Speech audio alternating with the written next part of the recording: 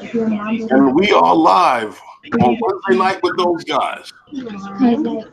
What's going on, man? How are you? And Hey, welcome to Wednesday nights with those guys. how you doing, man? How was your day? I'm good. I'm good because I got a little flight in, with the flight restriction and it being Fleet Week and stuff like that. I'm more amped about everything because I want to sit here and hang out with Billy Kyle. It'll be kind of like visiting Philly again. And the drone news we want Well, to talk about. the FAA has changed a lot of things for the hobbyists. The hobbyist world is totally different now. It is, and I tried to get into it a little bit of it on my stream on Sunday night, and it was kind of interrupted, but that's okay. I don't care about that. We hopefully will get to finish a little bit or touch more on it, or we may just have to dedicate a show to that and not invite anyone to the panel until we're finished. Well, well, the thing is, truthfully, and when we get into it further, we start talking on it. You'll you'll see that it should get easier. That whole thing, like I said before, about getting the 107 to be able to fly. It seemed like that was the thing that was going to happen. Right, but you Exactly. were the only one, and I have to keep giving credit for it. You was the only one that was saying, "Hey, this is what I think is going to happen. You check this out, check that out." Hey, what's up, Mr. Crowley and his drone? Hey, Mr. Crowley, how's it going? At least amongst the crowd of people that I was flying with and hanging out. Uh-huh. What happened? Nothing. I was just answering you and trying to take care of something in the background. So go ahead, start the show, man. What's up, The show. Philly? Mike, Philly Drone Life. We'll send you a link later, but first we got to get Billy Kyle up in here. He's going to be in here on Wednesday nights with those guys at about 5:15, I think, or a little earlier. So go ahead with some drone news. We're trying to stick with a format, Mike. Don't go anywhere. We will send you the link eventually, but we're trying to get through some drone news and not get distracted by having so many people on the panel. Because once a bunch of us are in there, then all of a sudden everyone's going squirrel, squirrel, squirrel, like that. So we must maintain some order tonight. Yeah, well, what I was saying to you before, and what I was noticing around the world, and some of these drone companies are really doing some thing. Remember, I told you that here Wing Aviation was the first company to get approval for drone delivery, but Right. so has UPS. But like I said, they're both not doing it on the 107. They're doing it on the Part 135 as a courier. And that is what UPS actually is a courier service. But Zipline over in Africa, Zipline is really getting big. And that was some information that I got from you. Well, I remember looking at it. I didn't know who had gave who the information, but is it true they're trying to bring Zipline to the United States now? Well, I'm not really sure on that, but I do know that the operations that Zipline has going on over in Africa right now, especially they just expanded to Ghana, and Okay. they're Hey, transferring Rick. a lot of blood samples and tissues to hospitals with their fixed wing courier service. And it's interesting, and we talked about this before, and I saw the thing that you had sent me with the launch, the catapult launch for it. Yes, yes. But they have a lot of missions going back and forth, and they're actually, they have some big investors with this. So, I don't know how far they're going to take it, but they have something going on. Well, you And want to then know it? No, go ahead. Finish. and with that joint operation with Dr. Gwen, I believe, over in North Carolina. Yes. They're delivering hearts and stuff like that down there already. Organs. Yeah, in the hospital and research center and blood samples the same way as Zipline. Hey, Cardoso Oh, those Media. He's saying are what's up. media. How you doing? Yes, yes. Well, we wanted you guys to know that we have to change the format a little bit tonight because of our guest on the panel, and it's only because we need to discuss some drone news and keep this show drone related because Billy Kyle's going to be on from Philadelphia. That's Philly Drone Life's arch nemesis. It's like Batman and the Joker or something. I don't know what it is, but hopefully we can clear that up tonight. No, but really, Mike is joking. Philly Drone Life is joking. Um, Philly Drone Life says that he's the real. Hold on. He says I'm the real Philly. LOL, LOL. So I don't know. We're gonna even question him. Does he know who Philly Drone Life is? And if not, maybe introduce them, because from what I understand, wasn't Mike telling us, Herman, that he was trying to respond to Billy on a comment or a video or something, and however it worked out. Something to that effect, but that was all cleared up. Right, that was all cleared up. So we're gonna have him on tonight and see where it goes. Plus, we need to set up another trip to Philly, man. I'm fiending to go there.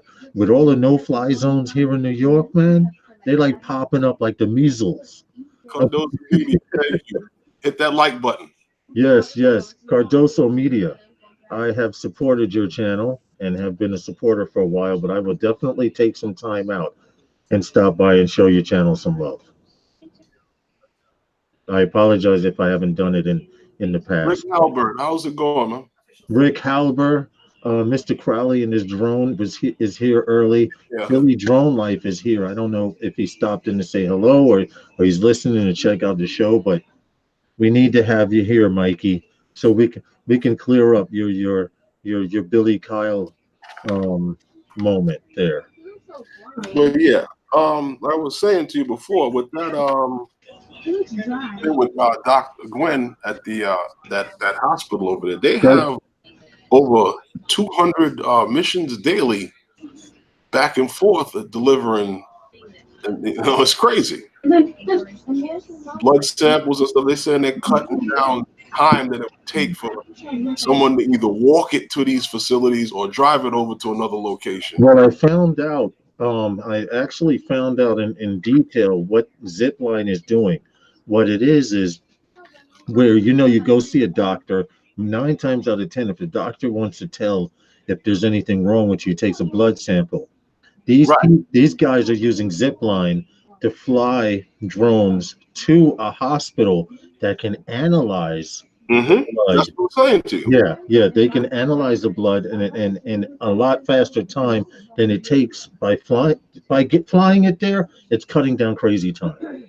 Right. Basically, Same thing that's going on in North Carolina. Right, except North Carolina, they're transporting organs. There's an organ hospital, and they're flying an organ to here. They're flying an organ to there. So then it might stretch. I don't see it happening in New York. What happened? And that one is with UPS though. Yeah. UPS and their drone world. Anyway, you're listening to you're checking out Wednesday nights with those guys. Phantom Flight 101. This is his show. My show is Sunday nights with those guys, and we appreciate everyone that's here and everyone that will be in. Hey, there goes Philly. He's still with us. I see. Joking. Going to be a million drones soon. Well, Philly Drone Life, I'm going to tell you right now, here in the state of New York, they're trying to scare people so bad that if they see someone pull out a drone, they're telling people, if you see a drone, call the police. If you just see it, not if you see it in the air. If someone pulls out a drone, call the police. That's the kind of fear mongering and hate they're trying to put out. And I'm going to keep saying it. I'm going to say it until it happens or whatever. But if it was illegal to fly a drone in New York State, I could see at least 100 people easily arrested. And I'm talking about, as well as I do, right, Herman? Well, we were over in New Jersey and we couldn't go to a ship because we knew people were in Brooklyn flying that ship. Right. You already know that there's somebody on the other side lurking. Cardoza Media, you're saying you need drones to deliver you food, bro. Depending on what city you're in, Soon, it's coming. It is coming. So don't soon. even. Yeah, yeah. Seriously. They're gonna test the airspace for the taxis. Yes, yes, yes. And you wanted to mention something about taxis too. Okay, and weren't you Well, I didn't really get into that story and doing all of the checking out that, but I did see that there was.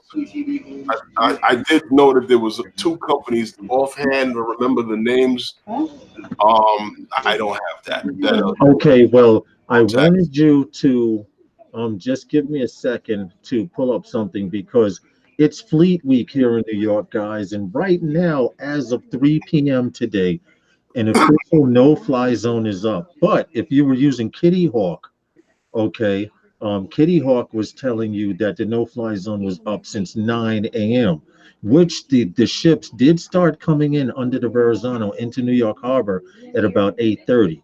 But UAV forecast and before you fly, and they say if you're not a licensed register 107 pilot, you should be using before you fly to check before you fly what the area is doing. And before you fly, did say that there is going to be a no-fly zone, but it's not up now. And me, you, well, you didn't fly, but me and Cool Bick got to fly today about 3 hours before the no-fly zone went up Well, because of Fleet Week. well, with Fleet Week and the no-fly zone, what you have to know as a drone pilot is that ship is a floating no-fly zone. Yeah, a lot of people don't know that. Naval ships are a no-fly zone. Military, anything military or government is a moving no-fly zone. That's why when the leader of this country comes from Washington to New York, they just block out a whole area. So this way, no matter where he goes, it's a no-fly zone. That's just how they're doing. And because these ships are moving, they're basically moving no-fly zones. What is it? You're not supposed to come within 3,000 feet of a Yes. military ship now, which is funny. Remember last year we were flying Fleet Week?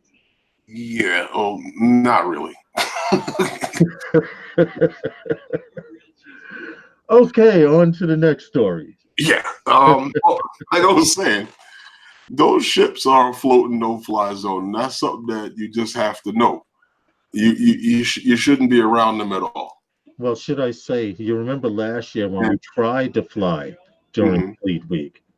And if you remember, I told you that there are only two organizations that are allowed. Mike says, Philly Drone Life says, what if it's not moving and it's an old military ship? Technically, I know what you're talking about. You're talking about the U.S. New Jersey. You're talking about the New Jersey on the Jersey side of the Delaware River or wherever that is you fly. Technically, if it's non-commissioned and it's not a museum, which is what you're flying, you can fly it. Okay, if it's decommissioned and they're scrapping it and they're taking the motors out and they're stripping it down, you can fly that, Mike, Philly Drone Life. But if it's a decommissioned ship and it's a museum, technically you're not supposed to, but I've never had an issue flying museums here in New York. Really? So why can't we fly the Intrepid? We can't fly the Intrepid because there are so many damn people on that damn boat. That's why. No, all because the time. It's a museum. Right. It's here in New York. The rules don't apply. It's a museum. Right. But hey, what's up? We sent you a link, dude. That's Justin saying, "What's up? Be on soon." Where's Billy Kyle? Billy, if you're listening, pop in anytime you want. Please feel free. I told him at 5. The link was sent on Messenger. If there is any issue with the link, Billy Kyle, please let me know, and I will send you the link. Sometimes Herman sends out the link, and some people don't get it. Here we go. I said sometimes. Here we go. Sometimes. Wow. Sometimes, How's it going? all the time. What's cracking? How's it going, man? Doing good. How you doing? I'm How good. you I saw doing? your last video. What's that? I saw that last video you put out there. The vlog? Yeah. Yeah, man, that was a ton of fun to make. Yeah, I bet. Can you guys hear me? You guys all Yeah, good? yeah, we yeah, got you good. You're clear. You're good. Sweet. What's So, up? How are you? Not much. I'm good. I quickly want to touch on something that I heard you. I was listening to you guys, and I was hearing you talk about the Fleet Week, and Elliot was talking to me about that, and I really wanted to fly it, but I kind of figured that it wouldn't be a good thing to do. Well, No. to be honest, last year's before they just changed the rules, Billy, you could kind of get within a decent distance to take a picture. This year, Yeah. the area where we flew from, the entire area, they made a red no-fly zone. Kitty Hawk Really? had it up at 9 a.m. this morning. Now, keep in mind, Kitty Hawk is supposed to be running through DJI app because they give you authorization when they Yeah. send you the text and stuff like that. And UAV forecast and before you fly, and a lot of people use before you fly, they say recreational flyers should use that, was saying that it was not up yet. And if you're an AMA member like Herman is, they actually send you the time that it's supposed to be initiated. Well, yeah, I get those emails, but the thing about it is that it's a floating no-fly zone, so they can't really post it because it's coming and it's moving all over the place, and they really don't want you to know where they're going to be at. That makes sense. But remember, I was saying to you too, this is the number one reason why I don't try it. There are only two organizations that are allowed to jam drone frequency and to take drones down, and that is Homeland Security and the Department of Defense. Yeah. That means all military. I wouldn't want to mess with that at all. What's going on, Billy? With you, Not much. you and Ken Dobo, you two guys are seriously like Laurel and Hardy in my life. And I appreciate it ever so much. Seriously. That's awesome, man. You guys are entertaining, but and still knowledgeable, and I appreciate it ever so much. Thank you. Yeah, we were driving up from Florida, and I thought there was going to be a ton of cool places to fly in, like Georgia, South Carolina, North Carolina, but nothing really at all. Nothing? No, it was just, so we drove up 95, and it was nothing but just trees on either side, and I looked on the maps, and I started seeing some, like, farmland, and then I started looking up things on Google, and I was like, oh, what's cool to see in South Carolina? And it was things that are halfway across the state, so. Oh. It sounds like you had a lot of fun. Well, I didn't have fun until Maryland. We were just driving until then. All right. Well, here's the question I've been wanting to ask, because you're out of school now, and seriously, when the hell are we coming back to Philly, dude? Anytime. I know we've been talking for a while. Yeah. I know, but it's not that easy because you have your life, I have my life. Phantom Flight, Drone Evolution, everyone. It's really hard to sync up an interstate meetup. Yeah, I know what you mean. You just pick a date. Pick a date that works for you guys, and then I'll be able to block it off on my calendar and make sure I'm free. Okay, how much in advance do we need? 2 weeks? 2 weeks is fine. Okay, cool. Justin right there. So Justin. Okay. Hey, Billy, I wanted to. What's up, Justin? What's going on? Not much. And Billy, I wanted to ask you. Do you know Philly Drone Life? You know what? I think I've seen some of his, whether it be videos or just I've seen his name pop up.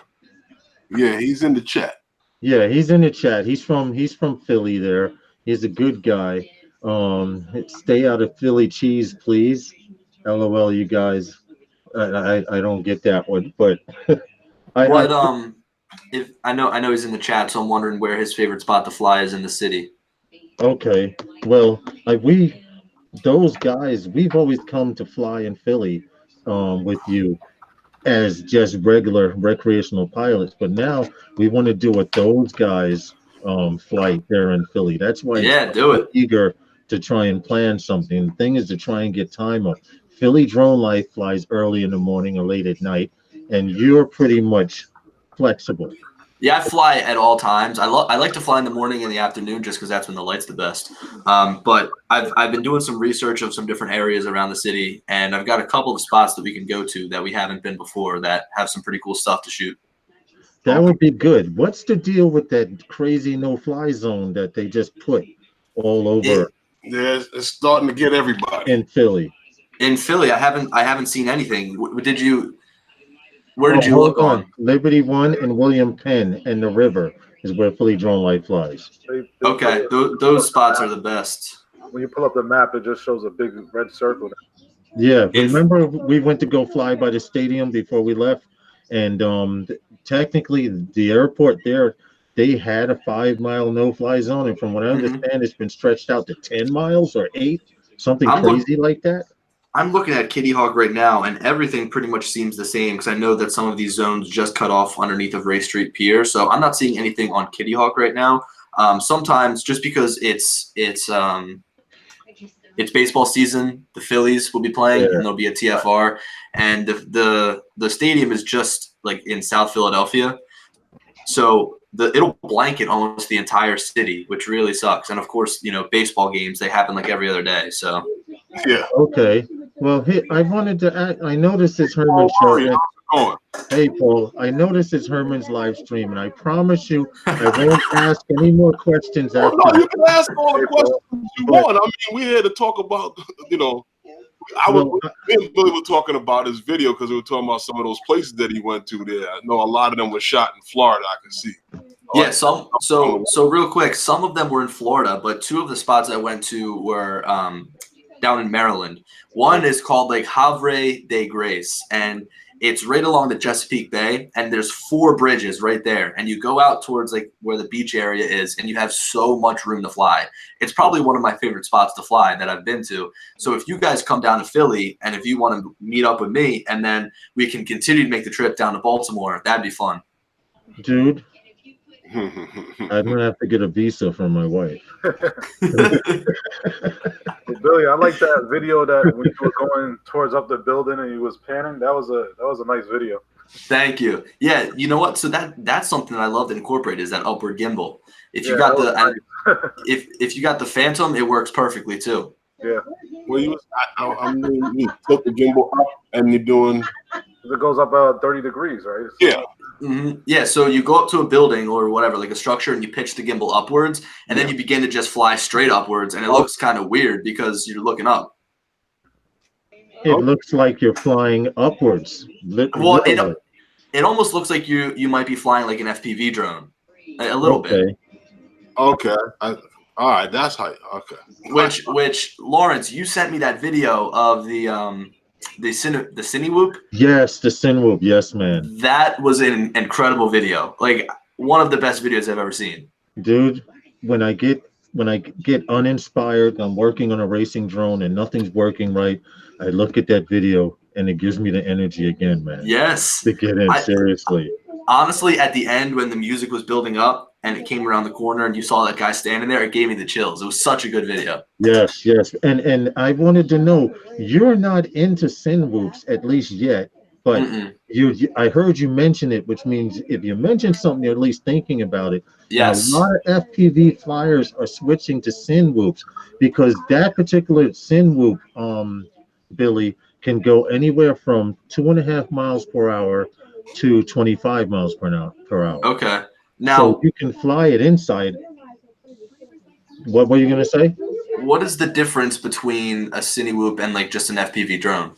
Okay, most FPV drones or racing drones, from what I've learned personally, and I'm still doing a lot of research and learning how to fly, etc. Most of those, the slowest speed is about 35 miles per hour, and it's not at 1080p. Okay.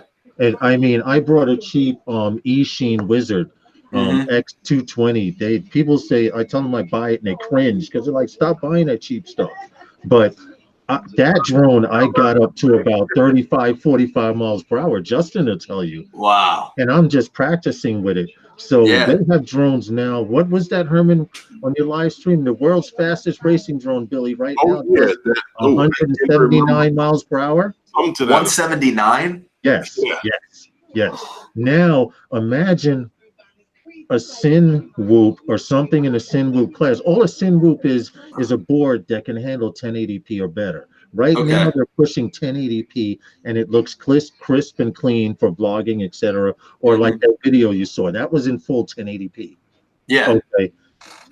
Basically, if you're going to use Sin Whoop, it's for flying buildings and studios and stuff like that. Now they Yeah. also work outside, but the best thing about it is they come with an SD card slot, so it records straight to the SD card in MP4 format in Now, 1080p. what would stop somebody from just building an FPV drone and putting like a GoPro on there so that you get, good footage? You can do the same thing, but the problem with those racing drones or something like this here on the wall, Mm-hmm. when this thing revs up, it sounds like a swarm of five beehives. Yeah. The Okay. Sin Whoops are quieter engines, they're a lot smoother, and because they're ducted, if you've seen like tiny whoops, because of the ducts, Yeah. they're like vertical takeoff planes, and they're a Really? lot quieter. You don't pick it up on the mic as much, etc. You can actually pick up audio with a Sin Whoop. Vibration also. So What's that, Justin? Less vibration. a lot. Less vibration, right, because of the ducts. You could also use like one of the new action cameras like the GoPro or the Osmo Action that has the stabilization and body stabilization. I feel like that'd make it look better too. Yeah, but here's one thing a Sin Whoop can do that racing drones can't do. A Sin Whoop can fly anywhere indoors. Okay. Racing drone, like I said, They're too fast. the slowest one I know it goes 35 miles an hour. That's crazy. You know? You know what I was saying to you about that action cam, about velcroing it on the drone backwards. Oh yeah. Flying your whole mission that you want to fly with it, recording it. You got a whole lot of footage flying backwards. Yeah, that would be cool. Have you guys seen it yet? Have you guys seen anything about it? The new action camera? I saw something on it a little bit, a video that was done by was that Drone Valley, Mm-hmm. and nothing else really. I didn't see anything else on it. I haven't had my hands on it personally, but I think it's one of the best ideas they could have came out with because I'm 6'3", Billy, okay? and trying to hold a GoPro this is what it feels like I'm holding. Yeah. So it's like a caveman trying to press the screen. I just on the Osmo Pocket. Yeah. I have so much problems with that. Look at the size of my hands. I don't have any problems with it. You had to learn how to use the Osmo Pocket. What about you, Billy? Do you find it functionable because it fits in your hand? Me personally, No. I think it's too small, actually. I think that they could have made it better if they made it a little bit bigger.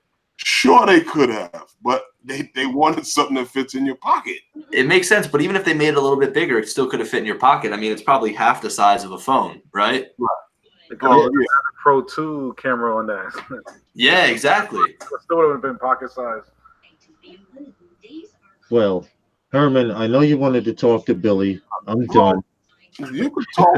We're all talking here. No, We're chatting. what I wanted to talk to you about was I saw you do. You did a video, and Ken Herron did a video on it, and reassuring us that we're never going to see.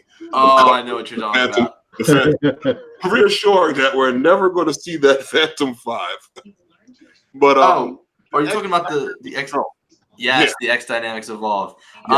All right. So at first, it kind of wows you because when you open up, it comes in this backpack. When you open it up, it's nice. It's made of carbon fiber. It's got a really big controller, and the hardware is great. It's built better than a Phantom. It's, in my opinion, probably actually built better than an Inspire too. And it's a great drone, but it has so many shortcomings, and the price that they're asking for it is really too high. I mean, it's probably $1,000 more than the Phantom 4 Pro. there's a few things that justify it, like the fact that you get 2 batteries in the box, you get the bigger remote controller with the built-in screen, you get the backpack with it, so you don't need to buy as many accessories as you would with the Phantom, but it's just not reliable. Like I try to fly.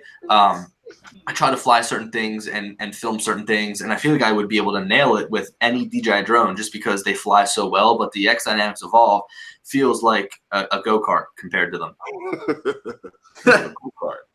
Wow. Well, Billy, I'm gonna try. Hold on, I screwed up here and I'm not on. Okay, there we go. I'm gonna try and explain how I heard a certain drone pilot today describe the camera of that Dynamics bird The Evolve. to the Phantom 4 camera, and they literally told someone had said, "Well, how is the camera on the Dynamics bird?" And the guy said literally, DJI Phantom 4 camera was doing this, taking bites of it, spitting it out. Well, that's the thing. I think that the bit rate is a little bit lower on the X Dynamics Evolve, and when you're shooting 4K and you look at it on your computer screen, it almost looks like it's actually being shot in 2.7K. And for them to charge that much money for the camera that's like on the original Mavic Pro, I just think that I don't know. I think they could have. I think they're selling the build quality of it. Yeah. The build quality is awesome. It needs a ton of work with the software. Something that's interesting is that they're actually asking for all the drones back from everybody that they sent one to, and they say that they're gonna try to fix everything, and so that's cool. In fact, I don't know what you guys are doing tonight, but Ken Dono, Original Dobo, has a live stream with Maury, his name is, and he's the product lead at X Dynamics. And he's just going to ask him some questions. Put the link in. Yeah, if you have it. You know what? He's got it scheduled. I think they're going live at about 7:30. So it's just going to be interesting to hear from him, because I can say that after talking to him about it, I understand where they're coming from with the product, why they have it priced this way, and hearing him say it kind of gives the company a voice, because nobody really knows who they are. Right. Right. Well, I saw that presentation before I saw anything else on it. Theirs was the first one that I saw, and I was like, wow, this is something right here. But the range was the only thing that bothered me with it. Yep. And then when I saw you guys put videos out on it, I was like, whoa, wait a minute. It's not even getting the range that it says it can get. Yeah, and the flight time is also a bit of an issue when you put the drone up. I feel like before I can even get ready to take my first shot, by the time I get up in the air and I just kind of like mess around a little bit, it's already at 80%. Wow. That's scary. Yeah, I know, and it sucks. It sucks because also when I was trying to come home one time, just because I was at such a low battery, there was no wind, maybe a little bit of wind, but it was coming back to me at a speed of 0.7 miles per hour. And I was really quickly draining battery, and I did not know if I was going to make it back. Not good, man. But no, for some reason, how we like to fly out over water and stuff like that. Yeah, exactly. That could be kind of scary. Exactly. I just Hey, threw Billy, a link.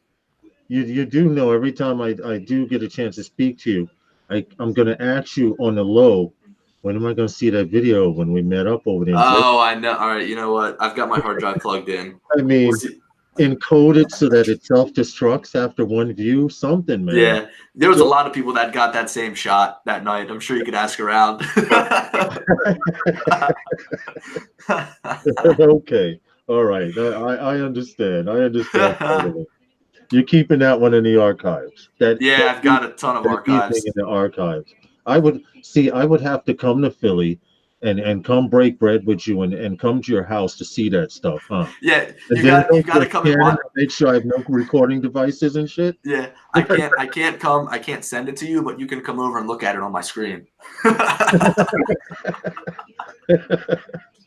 Well, yeah, that X Dynamics was something that I thought was gonna be something, but I guess I know it's not going anywhere yet.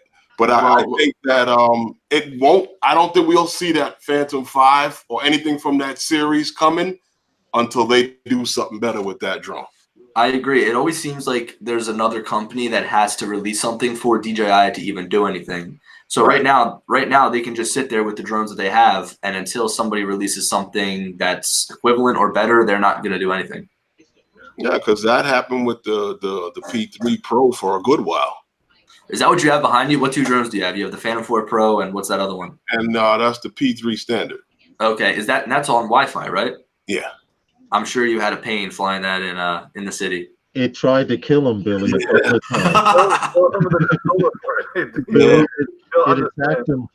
What's that, Justin? I said, show him the controller for the P3, and he'll understand.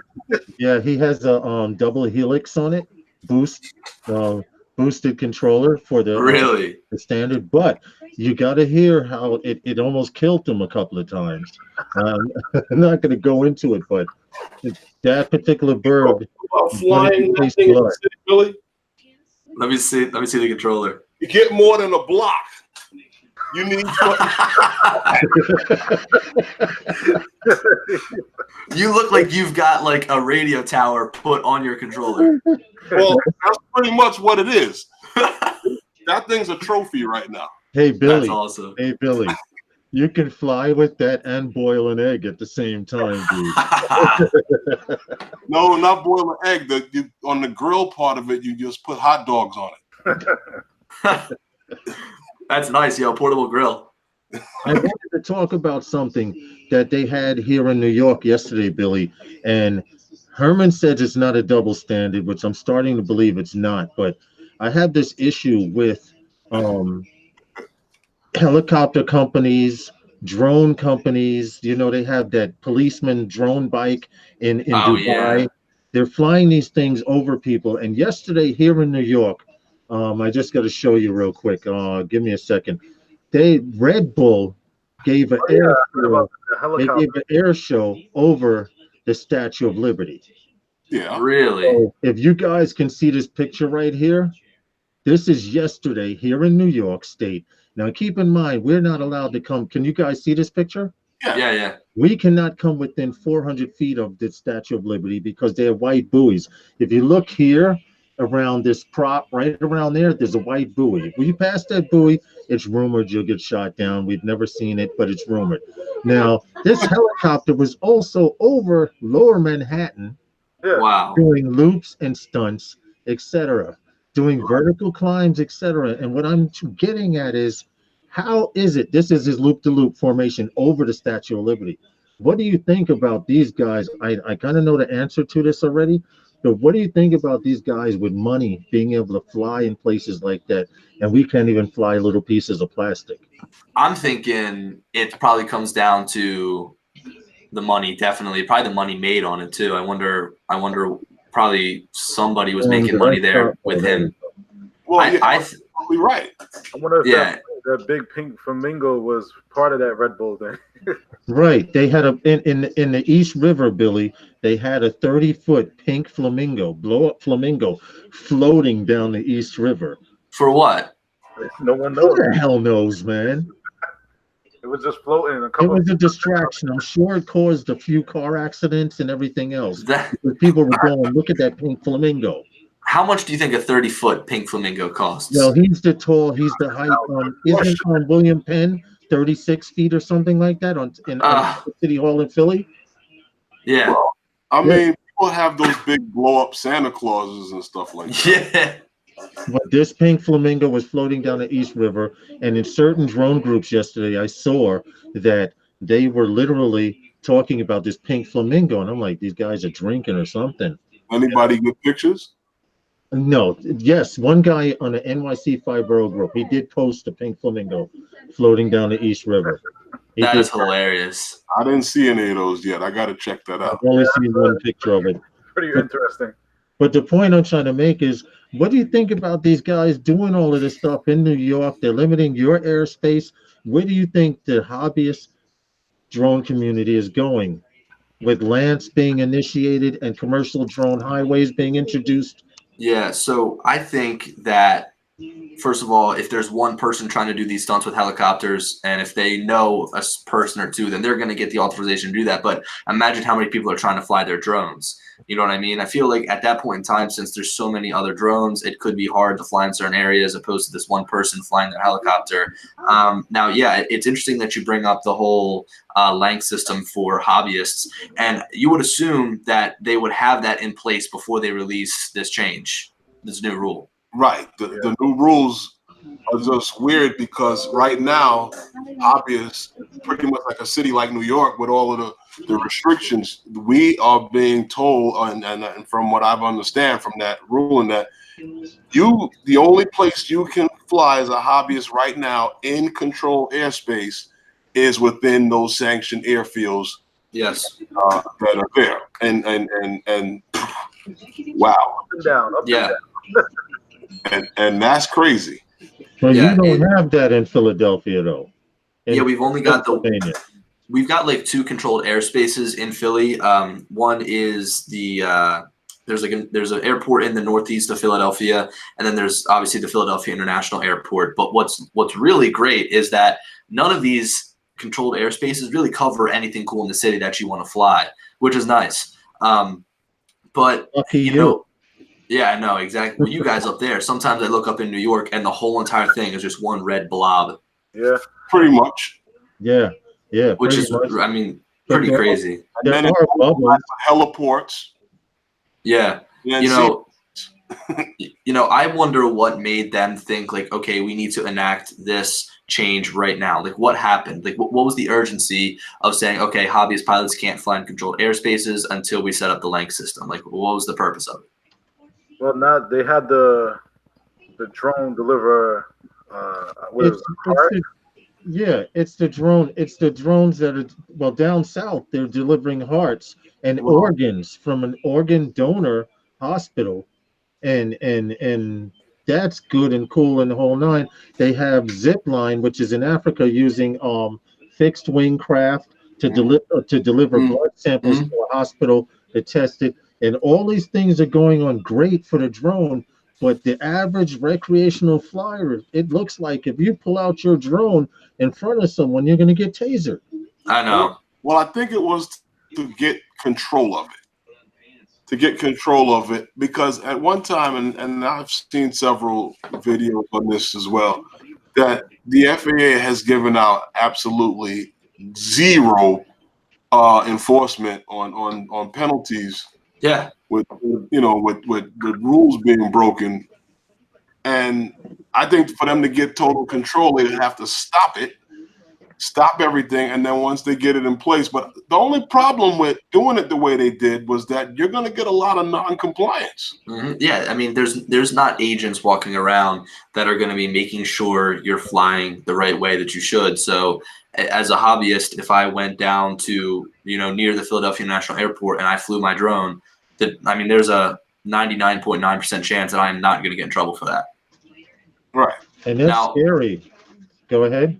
I've got the 107, and I can say that the Lanc system is effortless. It's so much easier than calling the tower. So it's great that they want everybody to use this system. But again, they've already got it in place. It shouldn't take that long to set up for hobbyist pilots. And I've got no idea where the disconnect is there. Like, why is it taking so long to transfer over?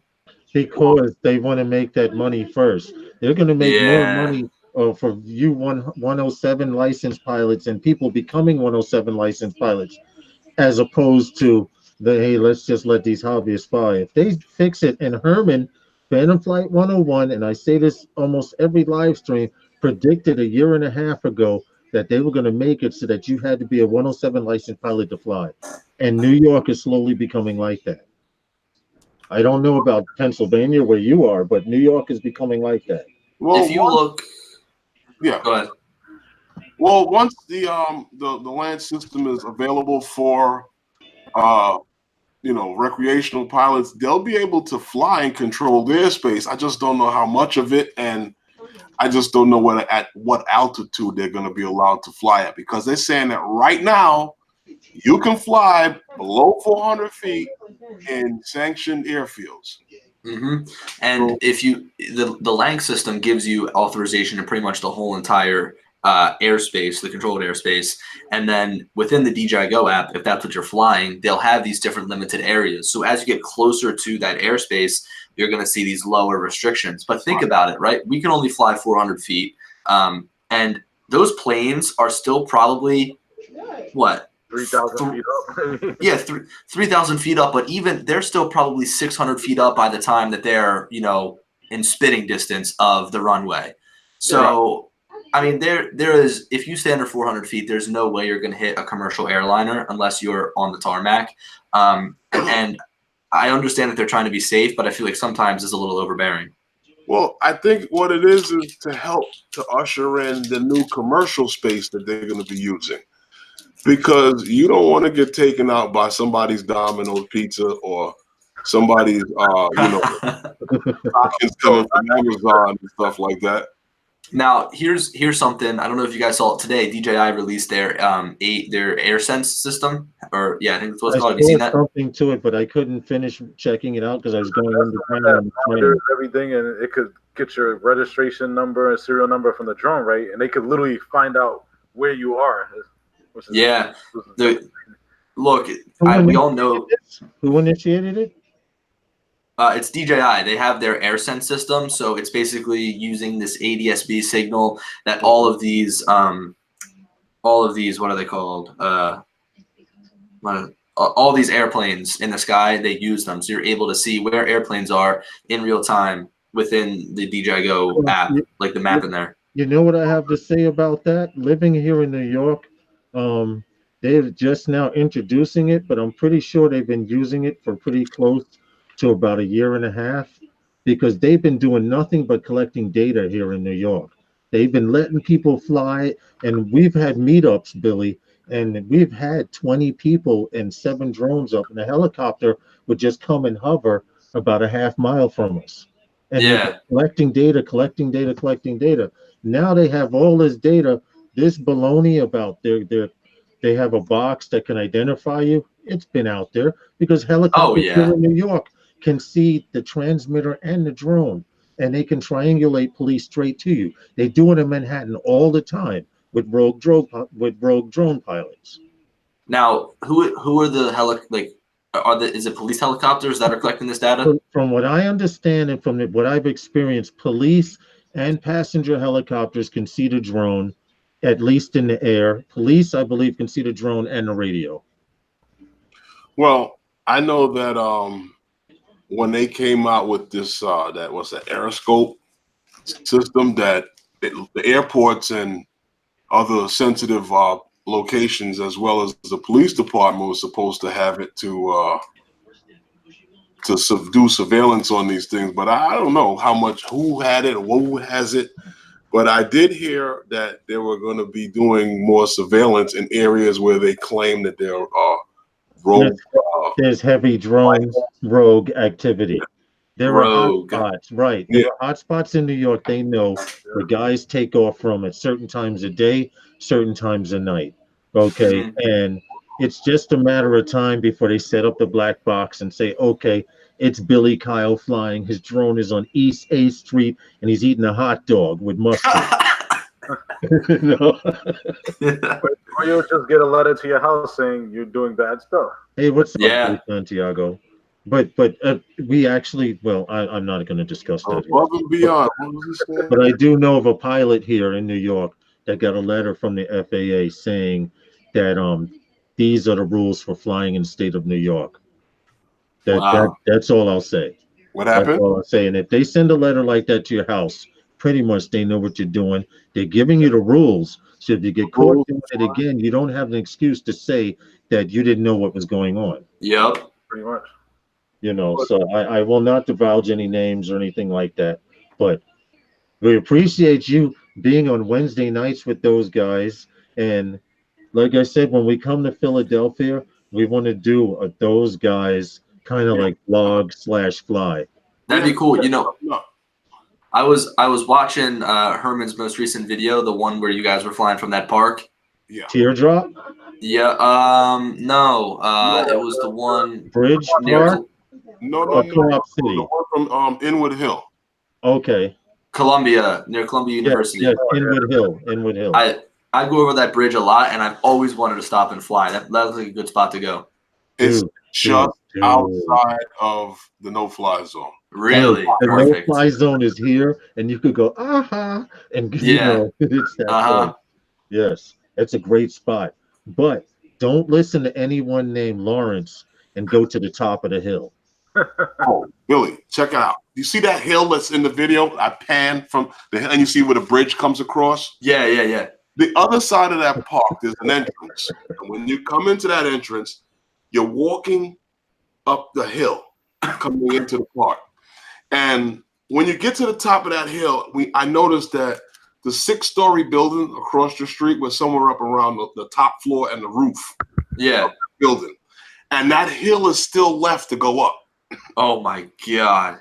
And Lawrence, I'm saying, Lawrence, the road goes this way. Lawrence said, no, we got to go this way. So we go this way. We're walking, and we're going up the side of this thing. And then it gets to like a small path. And we're walking up this small path. The next thing you know, we're literally on our hands, like trying to get up this hill. And I'm like, to get to the top of the hill? The path turned into a hiking path, which turned into a half mountain climb.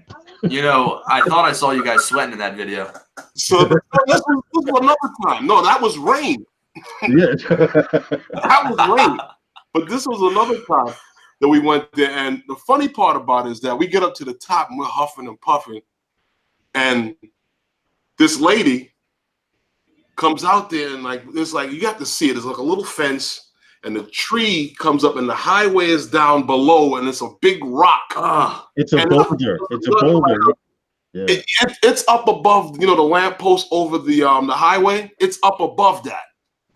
And this lady comes out there and she just walks out there. I'm like, did we interrupt somebody's suicide attempt? Oh, man. But the funny part about the whole thing is that we hiked, took us, I don't know, 30 minutes? At least a half hour, which could have been a 15-minute walk. And some lady jogged the path that I said, don't we want to walk up this way? She got up there and went past us. No way. Yeah. When we were coming with Billy, nonsense. Billy, what made it worse was it's this little short, tiny lady. We're walking down from the hill and we're like, can we get down from the hill from here? And she's like, oh yeah, sure. Just go down that way. And when we get to the bottom of the hill, she's coming up to pass us again. Wow. But don't listen to me with any instructions to that park. I will not. Don't listen to him.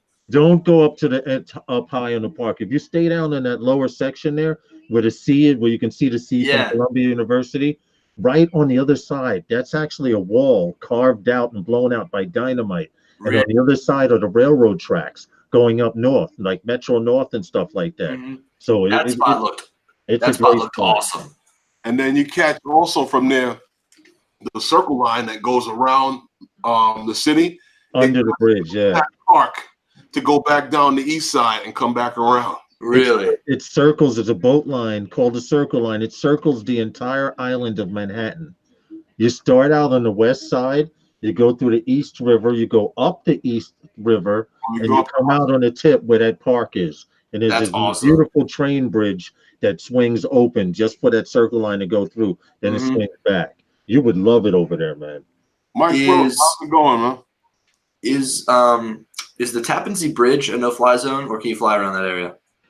Well, it's funny you say that. I haven't checked it out on the map to see that, but I had a funny thing happen to me over there. I got too close to the bridge leg. I don't know what happened. The drone just automatically triggered a return to home. It went up and it started to go across the bridge in the other direction.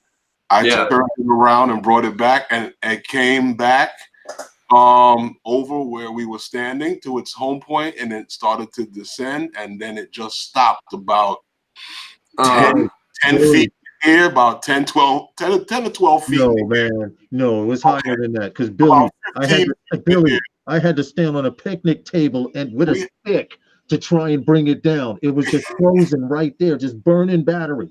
That is so weird. Yeah. but it Yeah, went now, into a no come fly down. zone. And with my Phantom 4 that same day, you know how you try to fly under the bridge, or you just try to fly under the bridge. yeah. But as soon as I got to a certain point and started to descend, it was like hitting a brick wall. But that was with my Phantom 4 standard. But Hmm. he had a Phantom 4 professional, and it caused him to hover whatever foot height it was above us. It would not come down. It would not land. That is so weird. He even cut the transmitter. It just, dude, it just hovered like that. I had to Do get on a picnic table with a stick to pull the leg down just to hand catch it so you could shut it down. That's so weird. Have you? So who is? Elliot sent me something from 914 Phantom. Who's that? I just know of him on Facebook. Who I is just it? Okay. see a lot of his stuff on Facebook It and says he's. Instagram. Yeah. Well, he sent me his last Instagram post, and it was his drone. It looks like he's near a bridge. Not sure if Did it says did it go Yonkers. down? Did it go down? Okay, his name is Mike Ula. He's in NYC 5 Borough. And from Oh, this what might be near the Tappan Zee. Actually, I don't know. I think he was, wait a minute. No, this guy, we lost 3 drones here in New York.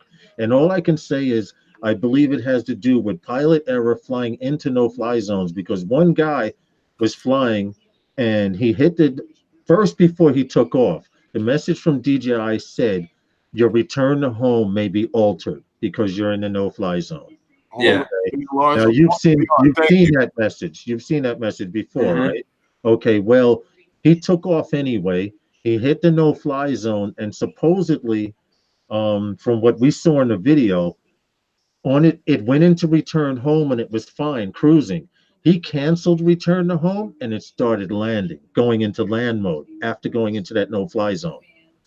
Now, the average instinct to think is to press the throttle up and keep it up. For some reason, every time it went into return home mode, he canceled it and it kept descending. But if you Yeah. watch This is the video right here. This is towards the end. right there, but if you look at the beginning of that video, Billy, if you look at the footage, he was pressing up and it was going up.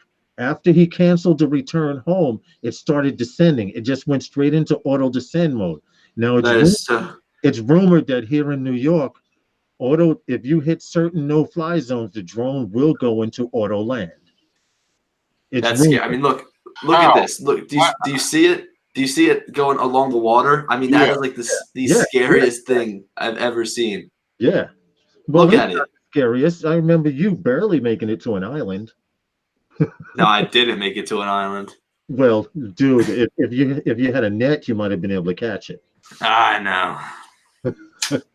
I saw a guy in a video. He went out into the water and caught the drone coming down. Really? Yeah. Well, I can That's tell the you. guy who was hanging over the waterfall. There's No, like a no. mini waterfall. It wasn't. I A can- waterfall? I don't know. I know he jumped in the water to go get it. What did you say, Billy? I can tell you this. I flew that time with the Mavic 2 Pro when it went down in the water. Hey, I Roger. was on 0% for probably a half a mile. So don't expect that every time. But you know, if you're down to 7%, 6%, and you're still coming back, I wouldn't worry like crazy that you're not going to make it back. Well, here's a point I wanted to make about that same guy Paul Murray going was down. talking to you. What happened? I think Paul Murray was talking to you in the chat. Oh, Lawrence, tell Billy Kyle that you break a sweat when it comes to dance competition.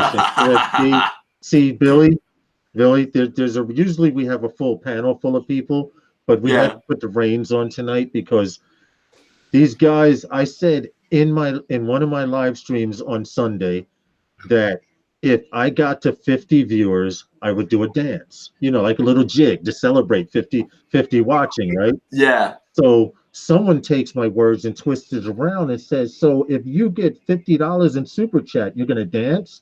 And they started putting in the super chat. So That's not a bad thing. no, but not expecting to dance. I can't dance. So I'm sitting here, I'm breaking out in a sweat. I have a paper towel. I make a long story short, I wind up dancing for the $50. So last week on my show, someone says Lawrence is not dancing unless it's $100 or more. And saying it, they were hoping that the super chat would not get to $100. So guess what? It did. It got Now I'm trying to break this cycle of getting on here and dancing for money like a hooker. You know what I'm saying? At least you're not doing that type of dancing. Thank God. Yeah, please. Thank God. Thank God for that. Seriously. But I'd be flying by myself. we want to seriously plan a trip to come to Philly. We have to speak to Justin, Drone Evolution right there on our ride and see when we can configure a ride to come out there in a week or two, because it's already warm, man. I would say Yeah. 2 weeks. I would say 2 weeks because next week a lot of things are happening in my life, but That's cool. in Look, about 2 weeks. if you guys want to come down, I'll map out a couple spots. You know, we can meet up at those spots. I'll give you a little info on like the address and stuff like that, and we can make a day out of it. Okay, well, this is my personal, and I stress Yeah, we do. personal bucket list. But have you ever been to Horseshoe Curve? Cool. I don't think so. It sounds familiar. Where is it? Horseshoe Curve is in Pennsylvania somewhere, and Conrail. It's for rail fans. Conrail freight trains run through there, and it's a gigantic U-turn that where the trains turn around on to go around some obstacle, and you can actually take a 2-mile train and see the front of it on this side and the end of it on this side. That's how wide the turn is. I'm seeing the world famous Horseshoe Curve. Yes, yes, yes. Me personally, I want to fly that, man. Well, Wow, this looks crazy. Yes, yes. I've seen some FPV flyers fly it, using long distance drones and stuff, but that I'm a big rail fan. I have about $2,000 in HO gauge trains, and one of the lines that I had was Conrail. They used to give a trip to Horseshoe Curve, and you could ride the train around that curve. But now that they have drones, That's so cool. and because of budget, they stopped giving tours.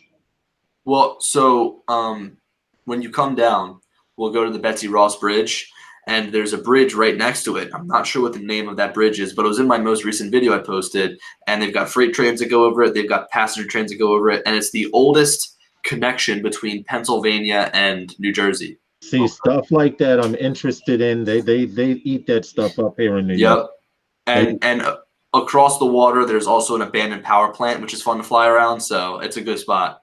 All right, cool. We're gonna have you got some new spots. We definitely want to fly there. Yes. But Herman's got to do a drop, and what the drop is, usually we say, what, Herman?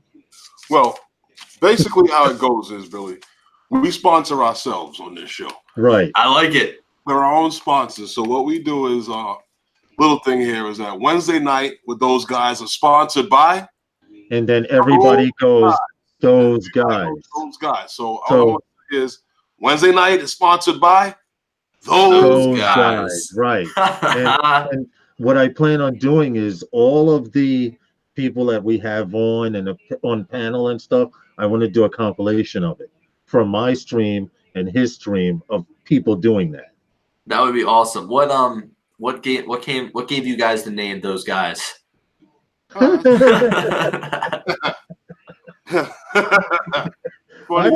have a feeling someone slipped you that on the side there. No, I didn't. I was wondering. You really want to know? I guess so. If it's bad, I guess not. But let Herman tell you. Let Herman tell you. Just like anybody else, you know how you get a nickname? Yeah. Well, that's what happened.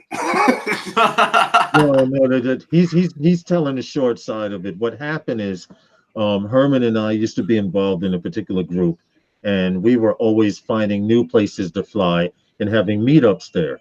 So after the group started getting too crazy, and the meetups started getting too crazy, what happened was Herman and I started flying together, and I was teaching him how to edit video, and we started straying away from the norm and the regular crowd. Mm-hmm. We were trying to get video and footage that was different. Because in New York, you could fly the East River or the West River. Yeah. It's either that, And we started going upstate and going different places. So we had heard through a mutual friend that someone was saying, had mentioned us. And he goes, "Oh, you were flying with those guys." So we decided to take lemons and make lemonade and come up with just those guys live stream. We started out with Sunday nights with those guys, and now we have Wednesday nights with those guys, and we're focusing real hard here to get Herman monetized so everyone's happy. Yeah, man. What else? What do you need for monetization? What is the last thing? I guess the view count. It's just the watch time. Yeah, those hours. But when he started out, it was good. I'm trying to encourage him because when I started out becoming monetized, I only had 38,000 watch time minutes. Now it's 4,000 hours or 240,000 minutes. Right. Yeah. Okay. And I wind up doing it in as little time as slightly over a year. How'd you do it? Just uploading video? Well, not just uploading video, but what I call subscription whoring. If you looked at me, I was like, hey, I got a YouTube channel. You know, if you mention what do I do and stuff like it just I got my views up and I hit family members. I just went crazy, you know, play my that's what you know check what? this video out. Yo, are you guys familiar with Reddit? Yes. Dude, it is a great spot to share your stuff, connect with other people. There's a few DJI subreddits. I haven't been on there in a while, but that's a great way to connect. You know, help each other grow your channels. That's how I got started. I literally was just posting my stuff in there. Whenever I uploaded, posted in there. Okay. And have you heard of Airvoots? Airviews? Yeah. How is it pronounced? I pronounce it Airviews. I call it Airvoots. Because it's got the little thing above it. Yeah, because it has a little accent mark over it. So I add the voots like I'm Russian or something. But it's if you said it from around the projects, it'd be like air vuts. But I'm trying to sound yeah, right. I'm trying to sound professional here and make it voots. But I use that. That helped me a lot. And that's sort of like Europe's mainstream YouTube, mainstream drone social media network. Yeah. You know, that I get a lot of views from Europe, and I'm trying to focus on certain demographics. Like right now, I'm focusing on Asia, because if I can get people in Asia to watch my videos, that means they're watching them when I'm asleep. I already know what I can do during the day. I need to get those views in, so when I wake up, say, yeah, that number looks good, you know? That's true. So how are you targeting in Asia?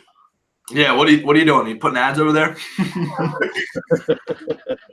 Well, no, I'm actually hitting up people on YouTube that live in Asia, and I'm telling them to come check out my channel. You know the routine, man.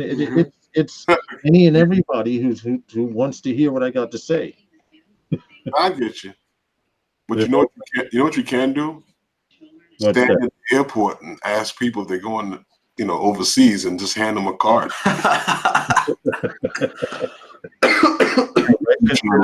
Considering I'm 3 miles from JFK International Airport, right? Over there every day with a box of 1,000 and just hand them out.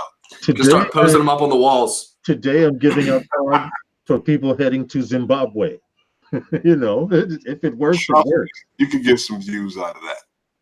I don't know how much it's going to cost you in cards, but What projects are you working on, man? I saw your video you did after you got out of school. That was really nice, that compilation. Well, that's what we were talking about at the beginning when we first started that video. We got to finish on that. Yeah, so I'm looking for a ton of spots to fly, and I'm hoping you guys can supply me with some when I come up to New York and we fly together. But also when you come back down to Philly, the spots that I flew, I wanna hit again, because when we went, it was like the middle of the day, so I want to go when the sun's a little bit lower. Okay. So I want to say one thing in my defense. Yeah. Told that you wanted to come fly in New York. I was under the impression that we were going to fly in New York, and you were intercepted in Jersey, but that won't happen again. Well, yeah. Well, what's a you know what I really want to? I'm sure that this is probably illegal. Do you want to fly, or can I fly the Brooklyn Bridge? Is that possible? He's quiet. We're experiencing technical difficulties. There's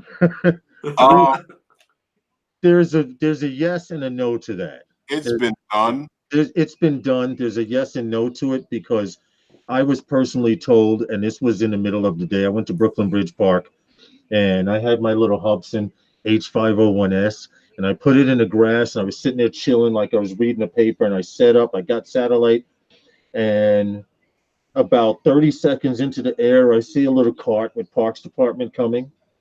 And now I put my controller down on the side and I'm like, like I'm reading a paper or looking at something. And they stopped the cart. I'm like, oh, damn, they're coming over here. They're coming over here. They're coming over here. Anyway, they took my drone FAA registration number and told me if I was ever caught in that park again, I would be given a very hefty fine. Had I Man, not had an FAA registered card through the FAA, they would have given me the fine on the spot. mm, Now, from what I understand, fines have been issued all over New York from $150 as high as upstate New York, $3,000. I didn't want to know which one I was getting, but they told me not to get caught in that park again, and I haven't been back. But since then, people have been flying the Brooklyn Bridge from somewhere else, and we know where that area is. oh, really? Well, I probably can't post any footage of that. So, Well, believe it or not, you could because you're 107. okay. Now, here's something. Now, I don't know if this is legal, but I did fly in an area under a 107's waiver. Hmm. And it was only because he was asking me to assist him with certain camera settings, and that's all I will say. Hey, you know what? I think I need some help too. So you got to beat me there. See, this is now we can work that out. If you're doing a certain job or shoot at the Brooklyn Bridge and you're a licensed pilot, I could assist you with your camera settings. Can you put my propellers on for me? That'll work too. I told you I got this thing in the mail. It came in, right? Hey, Brent. The that card that I sent out for What? Oh, yes, you did mention it. fits right in the vest. Give me a second. I'm going to mute. I'll be right back. I see you guys wearing those vests in your vlog. Why do you guys wear them? You want to know why? Why? For one, I consider I'm a professional pilot. Okay, this is a disclaimer. I'm a professional pilot, and sometimes I'm flying in an area. I don't want someone to walk up to me and say, "What are you doing?" And then you start flying a drone, and then they go, "Why?" Mm-hmm. And then you go, "Well, I'm doing." Then they go, "Why?" And when we fly with vests, not only are we saying, "Look, we're here, we're working, and we're working, we're doing a job." If I'm doing a roof inspection or something, I don't want people to bother me. And it's basically saying, hey, I'm here, I'm flying a drone, I can't be up to no good. Like, get away from me. You basically, it's also a way for us to show our FAA registration number, etc. Now, as for 107 licensed pilots, the hard plastic card, they don't have to worry about that. But the vests let people know that we're serious droners and we can't be up to no good. And if you notice, Billy, if flying in New York was so illegal, hundreds of pilots here in New York, even from the handful that you met, would have been arrested a long time ago. Yeah.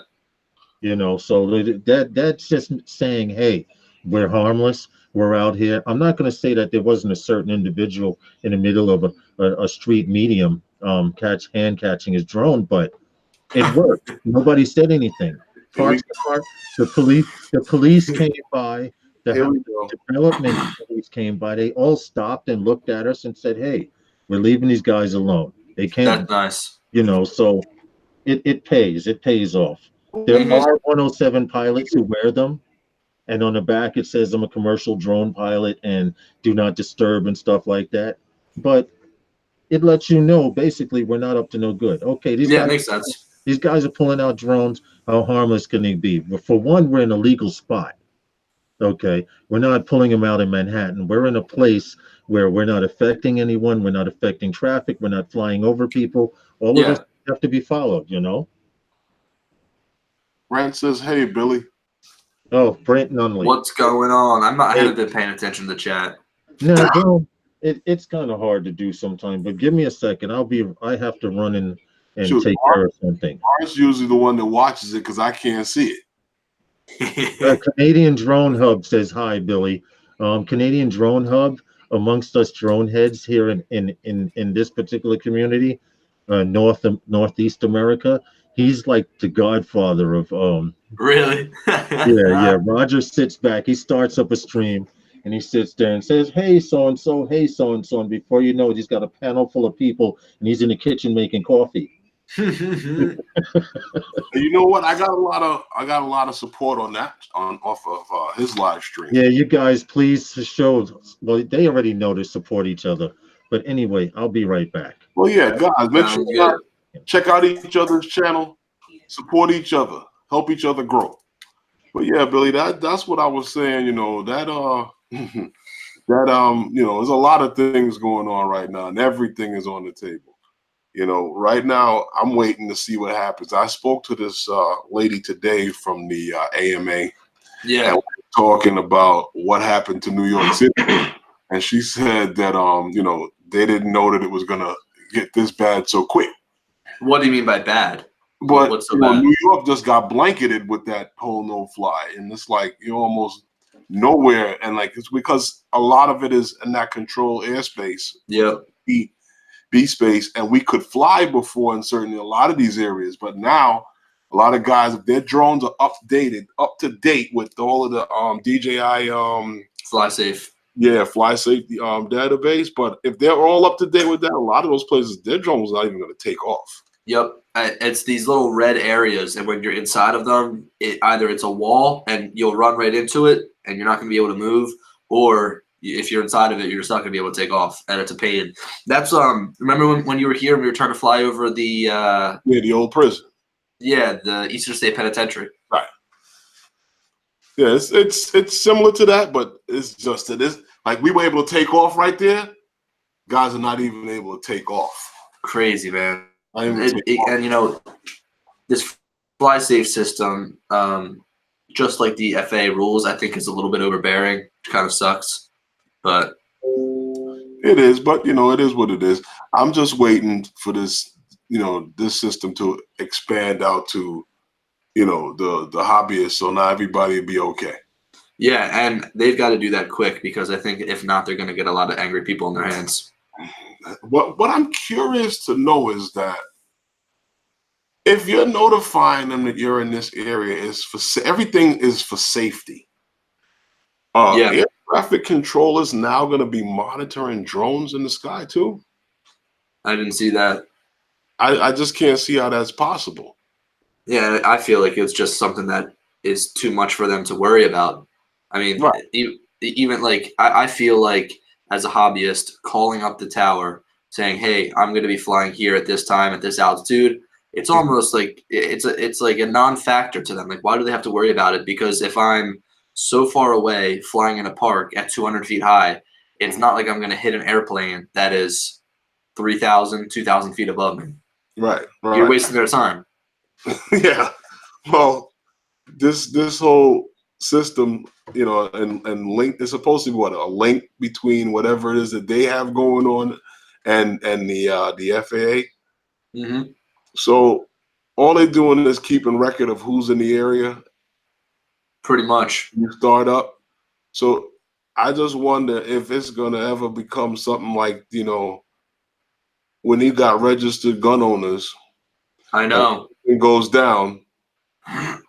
We know that there's 638s registered in this neighborhood over here. Let's go in and have a word with these people over here and see if, you know, they still have, you know, they have their gun, or did their gun get stolen? Yeah. You know, I think that the FAA is an archaic part of the government, and they're very slow moving. And I would say that in terms of pilots in the United States, I could be wrong about this, but I feel like just because drones are so easy to access, there's probably more people flying drones than people flying regular aircraft. And it's almost like they're pushing us to the side, even though we're in the majority. And the safest. Yeah, exactly. There hasn't been any major damage or fatality. And here's the thing. Here's the thing is, if a drone collides with some sort of aircraft, like a manned aircraft, there's not a huge chance that that aircraft is going to go down. First of all, the chances of them colliding in the air is so small just because of how much room there is. But if it does happen, you know, we've seen it hit like an airplane. We've seen it hit helicopters before, and there's never been a helicopter that has gone down and killed everybody inside, at least that I know of. Right. Well, according to the United States military, the drone, you remember that from Staten Island, the guy that was 3 miles away had hit the helicopter, and they found an engine prop in that Black Hawk helicopter. Supposedly, it hit the drone, the helicopter hard enough that they didn't know what hit them, but they decided to make an emergency landing anyway. Right. But see, they were able to land. Right. So if you had that option to say, well, hey, I think I should go down and see what happened, that's scary enough in itself. But what scares me about it is you have a $6 million, whatever $billion helicopter, whatever it costs to make a Black Hawk helicopter, and a piece of plastic was able to dent it. Now, aren't these things designed to be shot at by bullets? Yeah, right. So here's my concept: piece of plastic bends metal. Are these things really worth $6 million, $6 billion, whatever? Or are they making them cheap and telling you what that cost? That's what it costs, and a drone could take one down. Well, who knows? I mean, that it sounds silly, but if I'm in a military aircraft and you can shoot at me and not hit me, why should a piece of plastic be able to dent and fold back metal? Yeah, but I wonder if there's a larger drone that could do even more damage. You gotta think about it. Like a Matrice? Like a Matrice or an Inspire will do a lot more damage than a Mavic. But again, it all depends. Well, he would have been able to see the Matrice. Oh yeah, easily. Well, there was just a guy in the UK. His name is Geeks Vana. He does UK drone news. We're going to have him on Sunday nights with those guys. And they just had a report of a drone at 6,000 feet. Now, they described the drone. Now, here's funny. They described the drone as being square. It was a square drone. It passed under their wing within 20 feet, and it was moving at an incredible speed. Now, me, Billy, and a few guys know actual plane pilots, airplane pilots here in New York. And one guy that we know, Pilot Jose, says it all the time, and Herman's even mentioned it, that you would be surprised how many plastic bags you see at 23,000 feet. Now, we were arguing about this in a group because I was like, well, check this out. If that was a drone, I'm quite sure at 6,000 feet, plastic, if not starts to freeze, is freezing and would become brittle and break off. And here's the number one question: who the hell's got a battery to get that high, that fast? And to come back down? Yeah, exactly. I mean, any of these drones, you're not able to fly up as fast as you can fly forwards or backwards. So down, you can't come down. Exactly. So I find it hard to believe that these guys are seeing drones at 6,000. And to top it off, the jet was traveling at 310 miles per hour. So at 310 miles per hour, you saw a white square drone fly 20 feet below your wing. And the problem didn't see anything. Top wash would have knocked that drone out of the air. Anyway. So he didn't see anything. So speaking of going up and down with drones, I don't know if you guys saw my video on the Inspire 2. I made one about like the 10 unique features of it. You can change the descent speed on the Inspire 2, so you can dive with that drone at 20 miles an hour. Oh, so get out of here. It's like about 6.5 miles an hour with the Mavic 2 Pro. With the Inspire 2, you can dive at 20.1 miles per hour, and if you're not careful, you can slam it into the ground. It's crazy. Billy, I might have to blur out that little bit of information after the show because I know a few Inspire guys that are putting batteries in their shit now to go test it out. Yeah, it's awesome. And look, if there is anybody watching this that has one of those drones and wants to do it, I would take it out into an open area. I'd go up to 400 feet and get an understanding of just how quick it comes down. And you can go up in increments. You can go from like 8 miles an hour, I think it is, to 10, and then you can go to 13, and then 15, and then 17, and then you can go all the way to 20, and it drops. It's fast. Okay, Wednesday nights with those guys in no way, shape, or form approves trying to do this with your drone. But I have to say, you know Xavier, right? Yeah, Okay, X drone X Factor. yeah, Well, yeah. we started out flying 3DR solos, and you know the 3DR solo carries a GoPro camera on it, right? Hmm. Well, the 3DR solo can also be put in sports mode. But what they don't tell everyone is when you put it in sports mode, you're supposed to take the camera off because he was at maybe at about 75 feet, maybe 50 to 75 feet, and he put it in sports mode and it dove straight to the ground at about Wow. 27 miles an hour and disintegrated. Why? So and the point I'm trying to make is guys, don't be going to your Inspire and messing with the speed control. Leave it where the hell it is. You're not a professional. Why If you're not getting paid to make that dive, don't do it. why did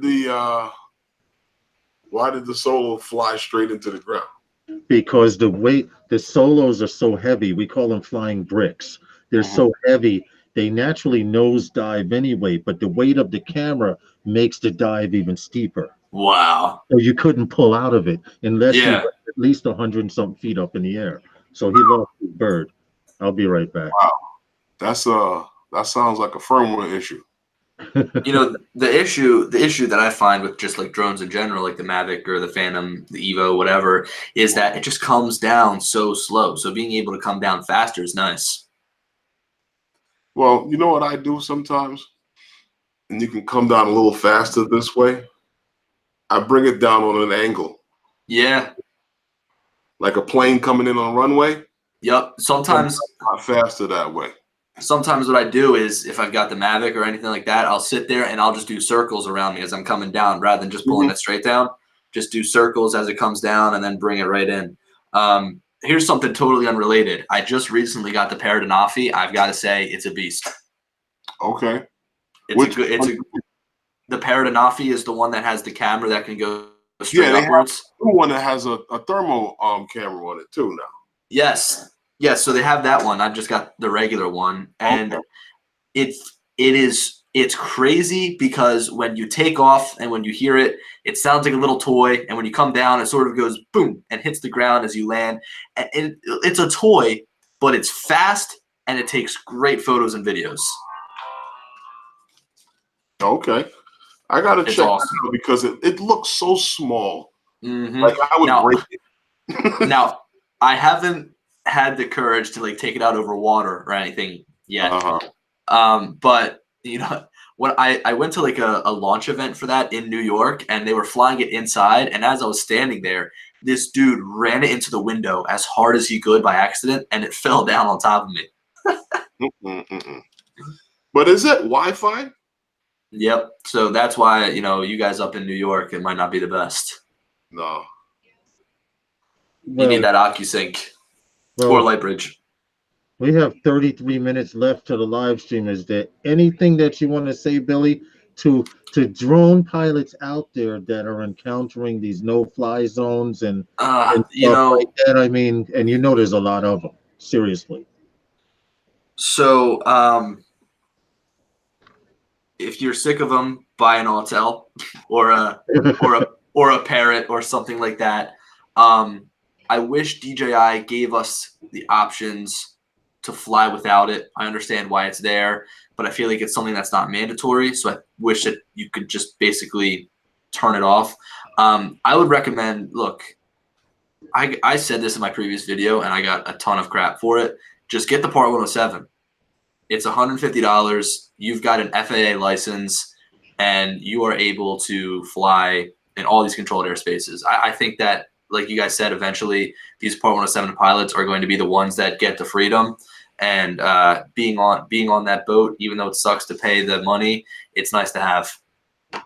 Okay. Well, I want to let you know before anything goes on, we really appreciate you coming over here and hanging out. Definitely, yeah, I appreciated it. I liked it. Those guys, we're trying to take this in a direction that's sort of like what you and Ken do, because you guys are hilarious sometimes. I think it's mostly him. He just starts stuff all the time. I missed the time when you guys came over here to Jersey. I had to actually work that day because it was a Saturday, and I heard Ken Dono is quite a character. He's a He great is. guy to hang out with. He just And you know what? it's just He's easy to press his buttons. It is. He's so easy to get rattled. He'll be flying and I'm like, yo, watch that bird, and he'll freak out. So he's awesome. He's a funny guy, and it's fun to mess with him. And I would like to meet him too, because you guys were shooting some video, and I think he was doing a backup shot on you, which is like sort of what Herman and I do. I'll shoot something for him sometimes, or he'll shoot something Yes. for me. And he was backing up and he stumbled. And He slipped. That was when it was snowing out. He slipped. Yeah. I'll tell you what. I owe it to you guys for the Kings Park location. I saw your video and I was like, damn, I gotta go there.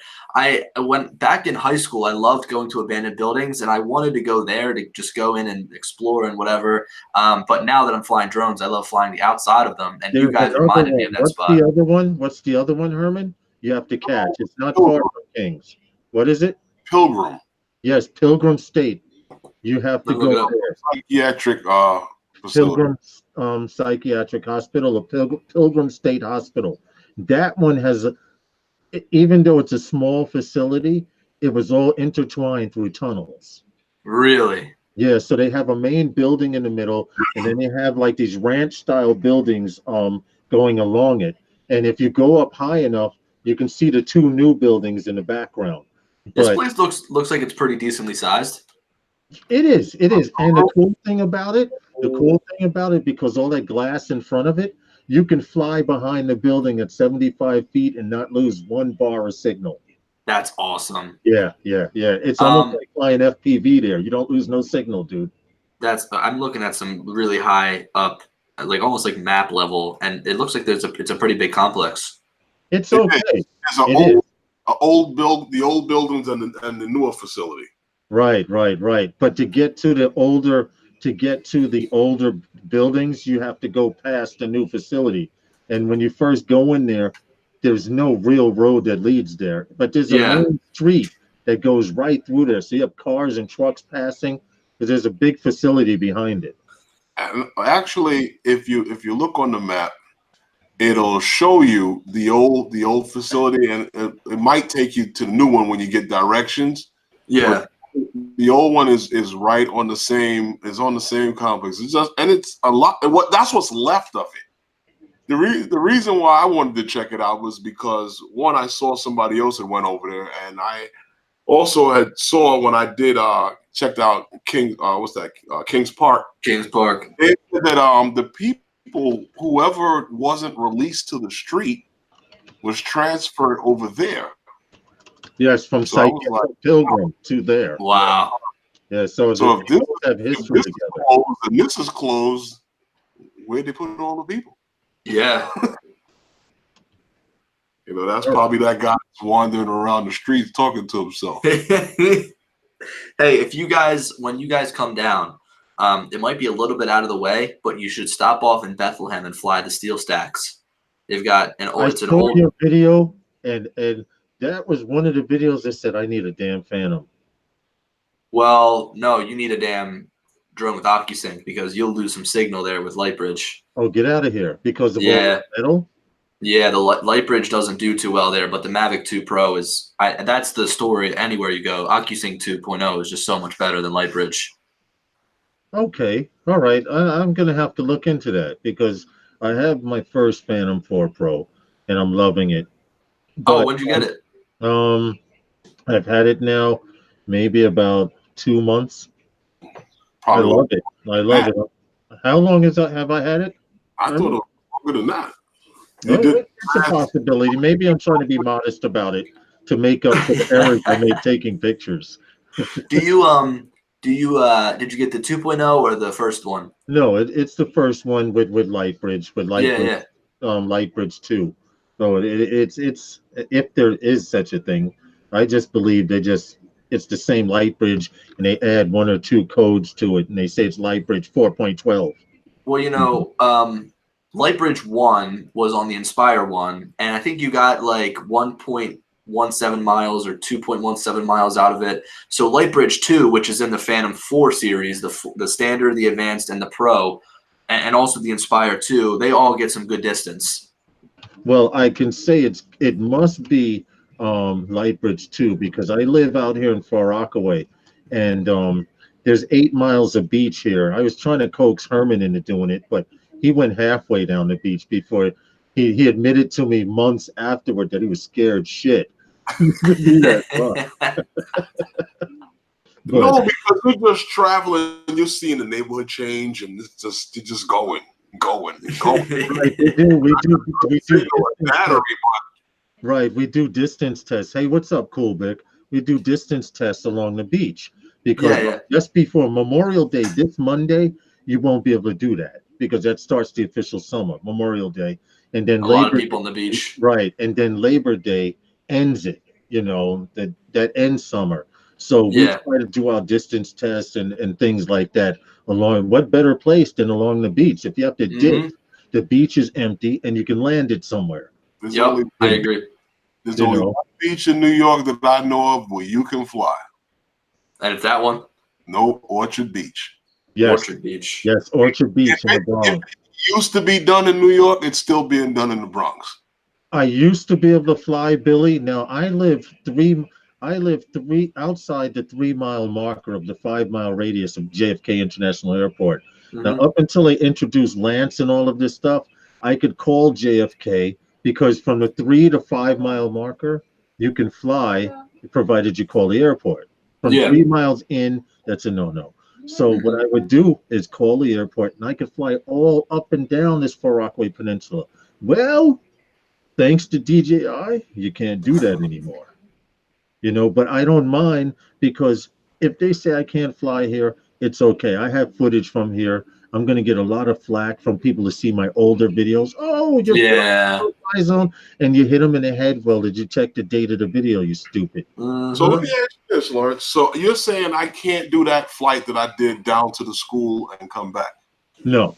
Or the one I did to your house? No. Yeah. Billy, don't ever let this dude in your neighborhood know where your house is.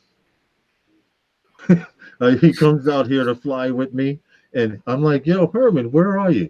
"Oh, I'm flying over your house right about now."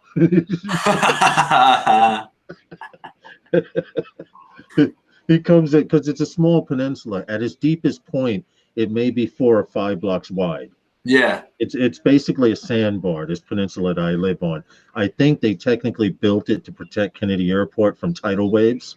Makes sense. All of the buildings and everything will slow down the waves, and Kennedy Airport.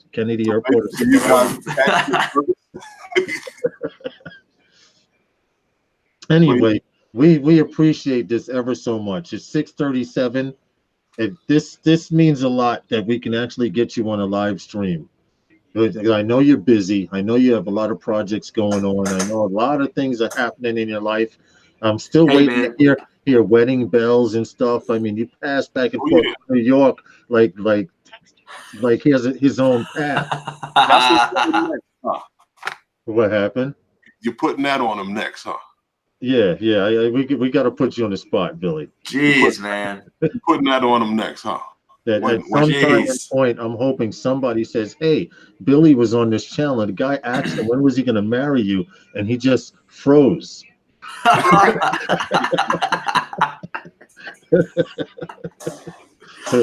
doubt that ever happens, but here's my thing, right? If I'm coming through New York, and if it was easier to get into the city and fly, I would do it every single time I drive through. But how do you come through? Where are you coming through? Are you coming through upstate New York?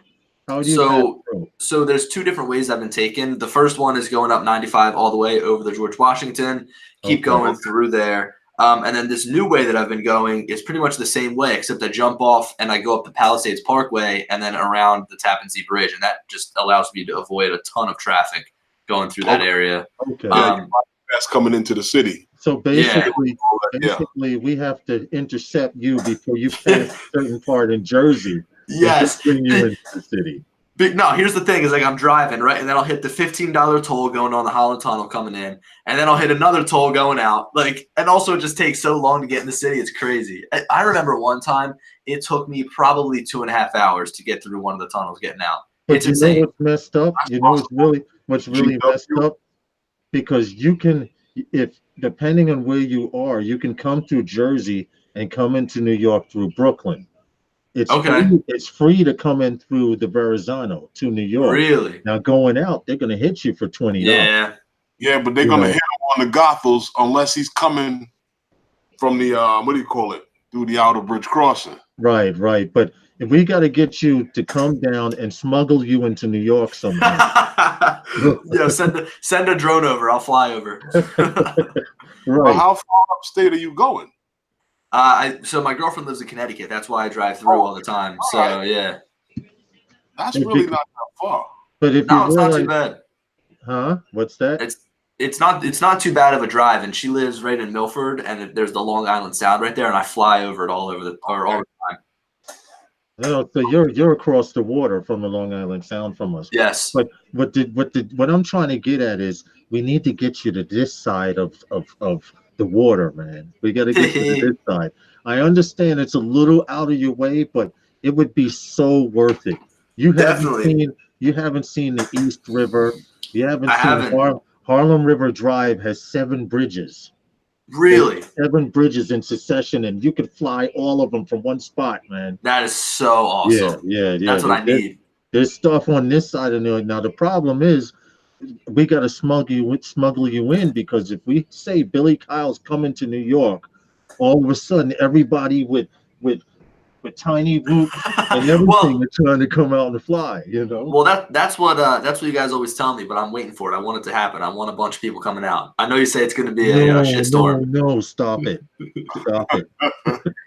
You saw what happened. You saw what happened in Herman's video when he was taking off and someone just like that. Yeah. That shit is real, dude. Mhm. And that happened right there in Philly. And before I took off, I said, "Hey guys, anybody up? Yeah, I'm getting ready to take off. My motors are starting. I'm getting ready to take off." As soon as I got up, good thing I stopped. Yeah. Well, Herman, Yeah. every time we're flying, we're all standing around each other, and you're off somewhere else flying. Not me. Oh. Yeah, you do. You Thank go you. away like you Thank go you. so far away and start flying. We were saying, "Where's Herman?" And you come walking like 10 minutes later. Billy, Well, you know, he does got- the Herman shuffle. He does the Herman shuffle. He'll start out like, what altitude are you at? And this is why we started using radios too, because you go, what altitude are you? And you look up, and Herman ain't there no more. Yeah. Well, I gotta move when I fly, else my leg will just go to sleep on me. Yeah, that's true. He has a problem with his legs, so he says he's got to keep moving. But what's funny is he'll be facing this way, and you're looking for his drone, and you're looking, and you say, "Where are you?" Somewhere behind me. I don't know.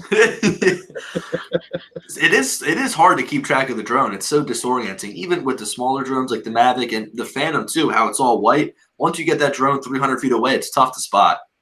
Well, you know, And when we were that's at why we co-op, fly with spotters, right, Billy? Yes. some guy hit me on a message on my video that I was flying from in front of the building that he lives in when we were over in Co-op City. Yeah. Yeah, I was Yeah. like, wow, okay, how did you know I was in front of your building? But anyway, I mean, that video, I had to stand on the medium like that because I was under the trees and the Lose the drone signal. was down the street. No, I just didn't want to get into any of that because the drone was down the street and around the corner. Yeah. Because the street, you know, it kind of curved going around. So I wanted to stand on the medium, and I got a clean shot up and down the street. hmm So, what do you guys have? What do you guys have on tap? What's your next spot you're flying at? Next spot. See, Ooh, now, see, Billy, that If- is- if we told you, we'd have to rub you out. Oh, okay. I was wondering. I was gonna say if you can't say, don't worry about it. Well, it's no, not it's so much not. regular pictures tomorrow. It's not that. But Billy, if I said I was flying at the Tappan Zee Bridge tomorrow, and it's 6:43 p.m., I can guarantee you by 8 p.m. tonight, somebody would be posting a video from the Tappan Zee Bridge. And that's why we became those guys, because we stopped saying where we were flying. I see. So unfortunately, if we told you, we'd have to notify your girl that you're not coming up this week.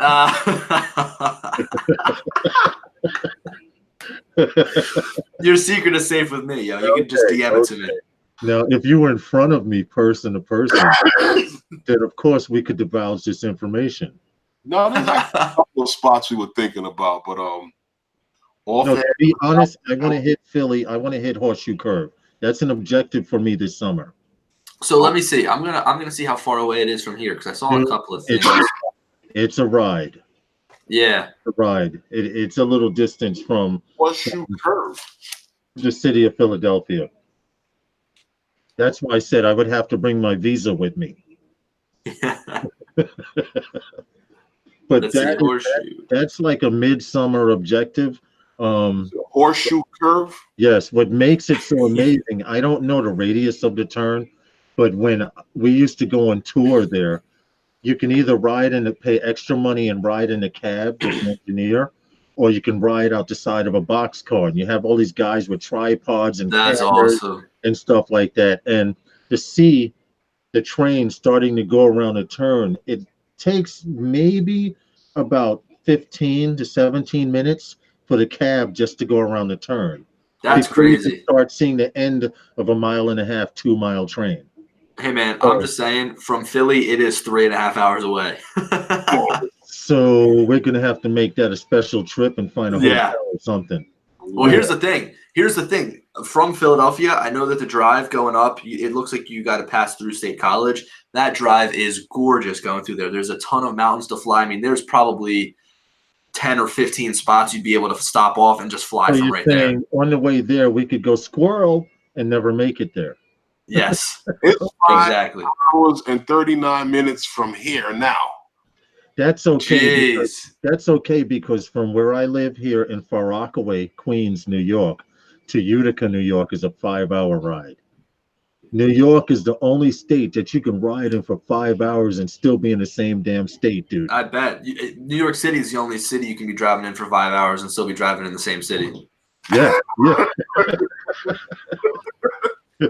In the same borough, too. Yeah. On the same block. Depending on where you are, yeah. Oh, truthfully speaking, the crosstown bus in Manhattan on 34th Street, you can actually walk Faster than the bus, Billy. to the other side, but faster than the bus. You can walk from the east side to the west side, and that bus will be behind I you, bet. struggling in traffic. I'm not surprised. It's almost time to get out of here, man. Oh, we got another 15 minutes. I know. It's almost time. My stomach is starting to go growl. Really? Which, by the way, Billy, I'm gonna put you on spot right now. There's nothing embarrassing, but my God, can you inhale a Philly cheesesteak? You know me. Dude, I've seen you eat a Philly cheesesteak 2 times. The first time I looked, half of it was gone. You got to know how to eat it. You got to. That must be it, because the second time we went back there with Elliot and us, and we had that meetup by the stadium and all of that, you inhaled it, bro. Here's the thing, man. Like you just said, and it was gone. Here's the thing, especially after like a long day of flying, like we've done, 5-6 hours, man. It is easy to eat anything. I could inhale like a veggie burger. Can I ask you one thing? The first time we went, right? We went to 3 different spots. It was Xavier there, Elliot, and all of us, right? Yeah. Herman wasn't there, and Justin weren't. But I remember you mentioning at the second meetup, we went to 3 spots. At the second meetup, she's like, "Okay, you guys getting a little hungry? Yep. You guys ready to go eat?" And by the time we went to go eat, which we flew another spot or something weird, by the time we went to go eat, Billy was like, "Okay, now, are we going to go eat?" Yeah, well, here's the thing is Elliot is sitting there saying, "No, we're going home. We've got to drive home." Yeah. Elliot was on punishment for that. You know what? I think we need to start out a little earlier than we do. That's true. Yeah. Because Maybe we can get going and do some things and then break and then maybe go back and do some more things. But that's true Mhm. because Philly Drone Life flies early morning, and we wanted to do a Those Guys episode with him. So we want to try and get to Philly one morning really early, and then still be able to hang out throughout the day. I don't know how it'll work out, but I personally have spots on the map that I would like to visit. You know what you guys got to do, and this is some advice for everybody. Google has this new thing. I don't know if many people know about it, but it's called Google My Map, and you can create your own little map through Google Maps, and you can mark spots on the map. So what I do is I keep a map called Places to Fly, and anywhere I know that I like, I type in the address, I drop a pin, and it's now saved. And I've got a map that is just littered with all these little points on it. You just did a commercial for Google Pixel. Yeah, right. No, but I'm serious. You got to check it out because there's all these spots, and I try to like keep open tabs in Safari, or I try to like write things down, and it just gets lost. But if you've got this one area where you just put all these places that you want to fly, you'll never lose them. I got to check that out on Google.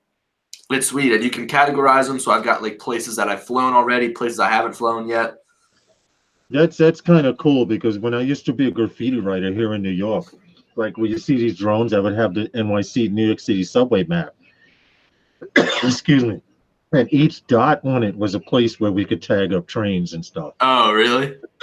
So this sounds familiar, similar to that, which is kind Yeah. of good. Now you know this place is crazy that you just mentioned here, Lawrence. This horseshoe. It looks crazy. It looks awesome.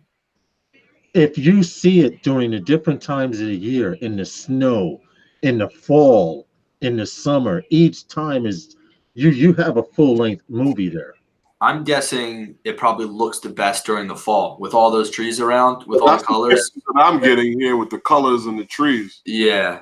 Yeah. To see all green, that's okay. Being an urban flyer, I'm not impressed by a lot of green, unless it's a farm field or something. But Horseshoe Curve in the winter, I've seen it personally in the summer ending, transitioning into fall.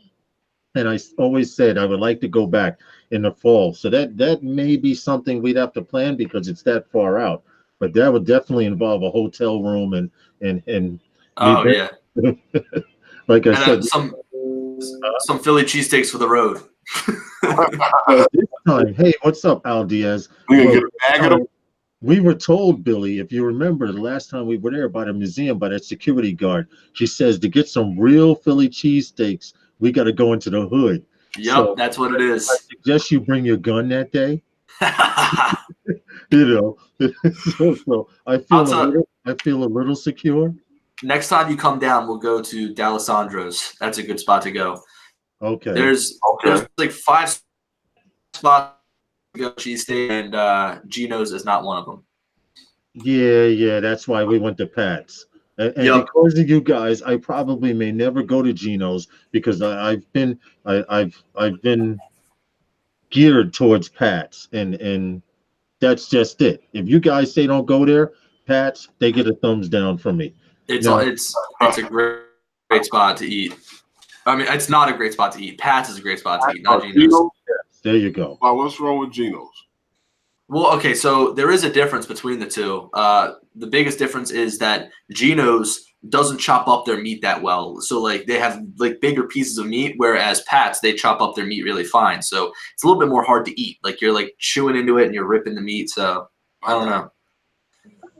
So There, in other words, you're saying that Gino's is for the barbarian Philly cheesesteak. I guess so. You know what's funny is when the Eagles won the Super Bowl and they're playing against the Patriots, this kid came down and he was in all Patriots gear, right? And you could tell he did this really early in the morning. And he took this Gino's cheesesteak and he was like talking all this trash about how the Patriots were going to win a Super Bowl. And then at the end, he goes, "I don't need this cheesesteak. Give me some clam chowder," and then slammed it into the ground. And all the comments were like, "Oh, well, he wouldn't do that with the Pats cheesesteak." That's good, though. That is good. But did you know clam chowder. Did you know that there's a disclaimer out there? And you're going to laugh about this when I say this, Billy, because you were there when I experienced this. But did you know there's a disclaimer out there for Pat's that say if this is your first time eating a Pat's Philly cheesesteak, you better be near a bathroom. I think that's anytime. Anytime you eat any cheesesteak in Philadelphia, you need a Dude, bathroom you nearby. remember. I almost had to leave my mark on the city of Philadelphia. How many times did you guys fly that Carvana spot when you came down? Did you fly it again? It was just that one, and for some reason, that particular day, the wind was like freaking 18, 19 miles I an remember you hour. telling me about that. But I wanted to fly it. I really want to catch it at nighttime, though. That's the spot to catch. Do you guys have an anemometer? Do you guys know what they are? Yes, yes. You know, so I used to carry one in my backpack, and then I lost it, and I actually just recently found it, and I put it back in my backpack just because it'd be pretty interesting to be able to see what the wind conditions were like. Now, you can't tell what they are 100 feet high, but it is pretty nice to get a reading when you're on the ground. That is true. That is true. Any hints or tips for these new? Go ahead, Herman. UAV forecast for up in the air, and go based on whatever they're saying is reported for the area, but who knows? Right. Yeah. Right. The problem with UAV is it's not too reliable.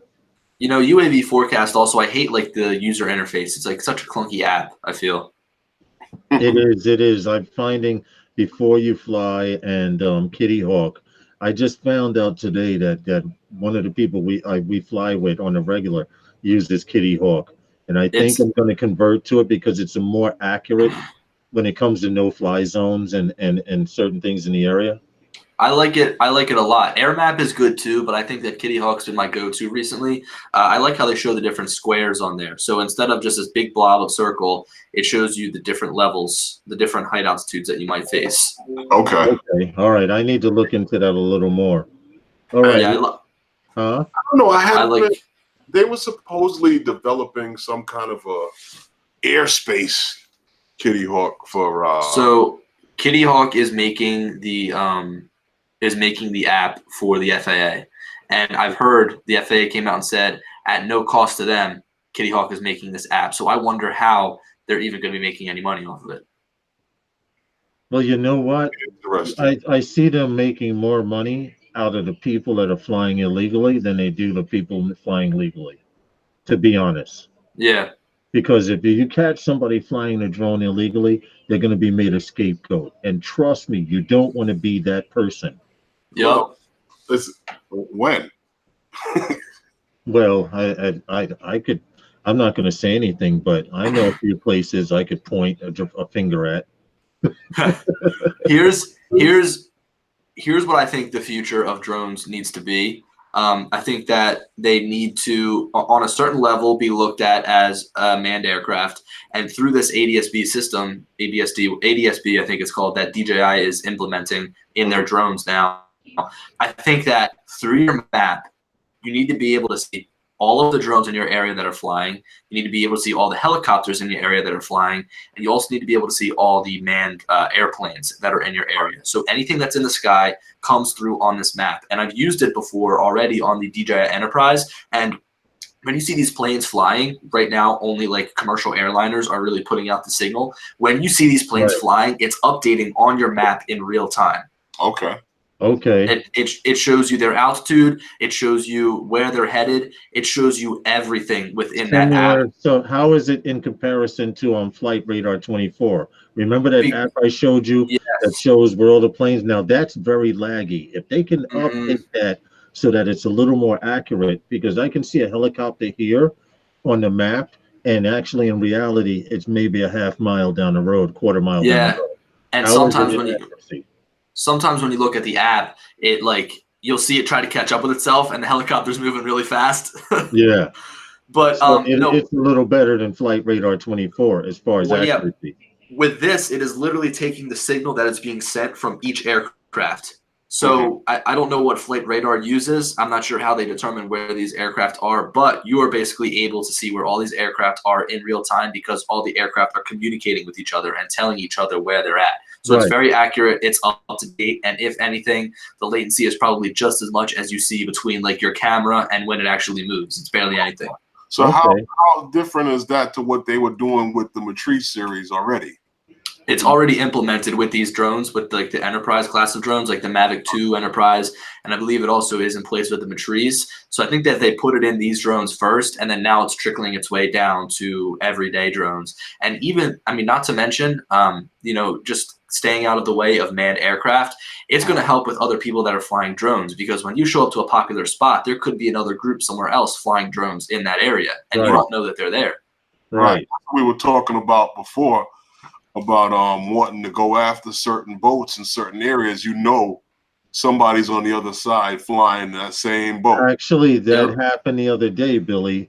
Herman and I were in New Jersey, in Bayonne, New Jersey, at the Teardrop Memorial.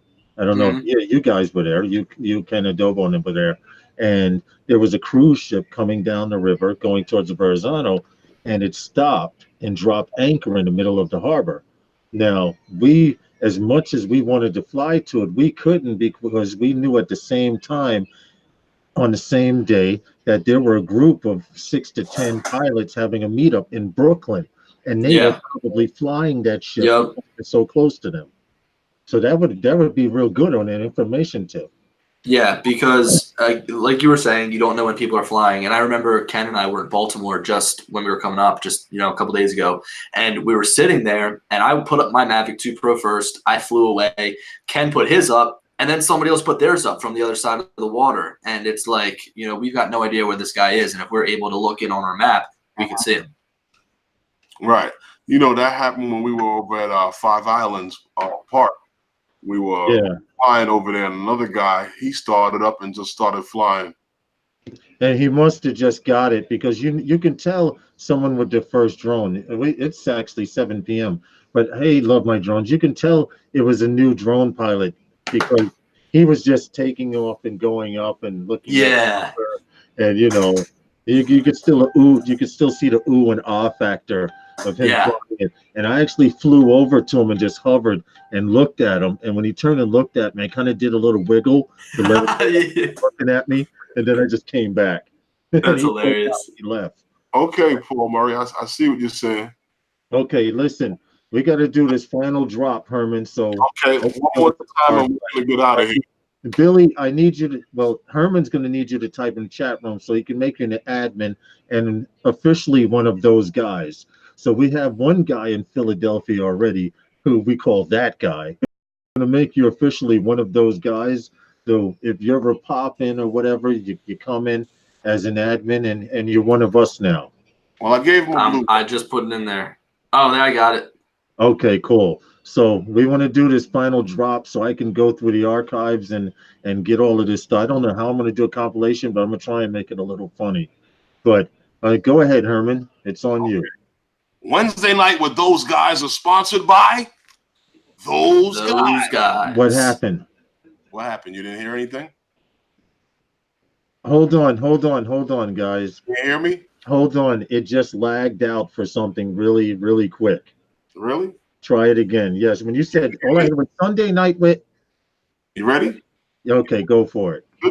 Wednesday night with those guys are sponsored by those guys. Thank you very much. Much appreciated. Of course, man. Thank you guys for having me on. It was a ton of fun talking with you guys. I hope that hope you guys make it down to Philly. You guys got to come down soon. We are, dude. It's just a matter of when.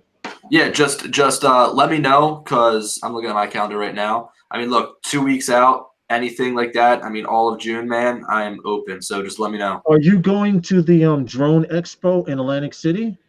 They have a drone convention in Atlantic City that around the 27th. It starts on the 27th of June. And really? Herman and I are going down there. We're getting a room. We're going to stay until Saturday.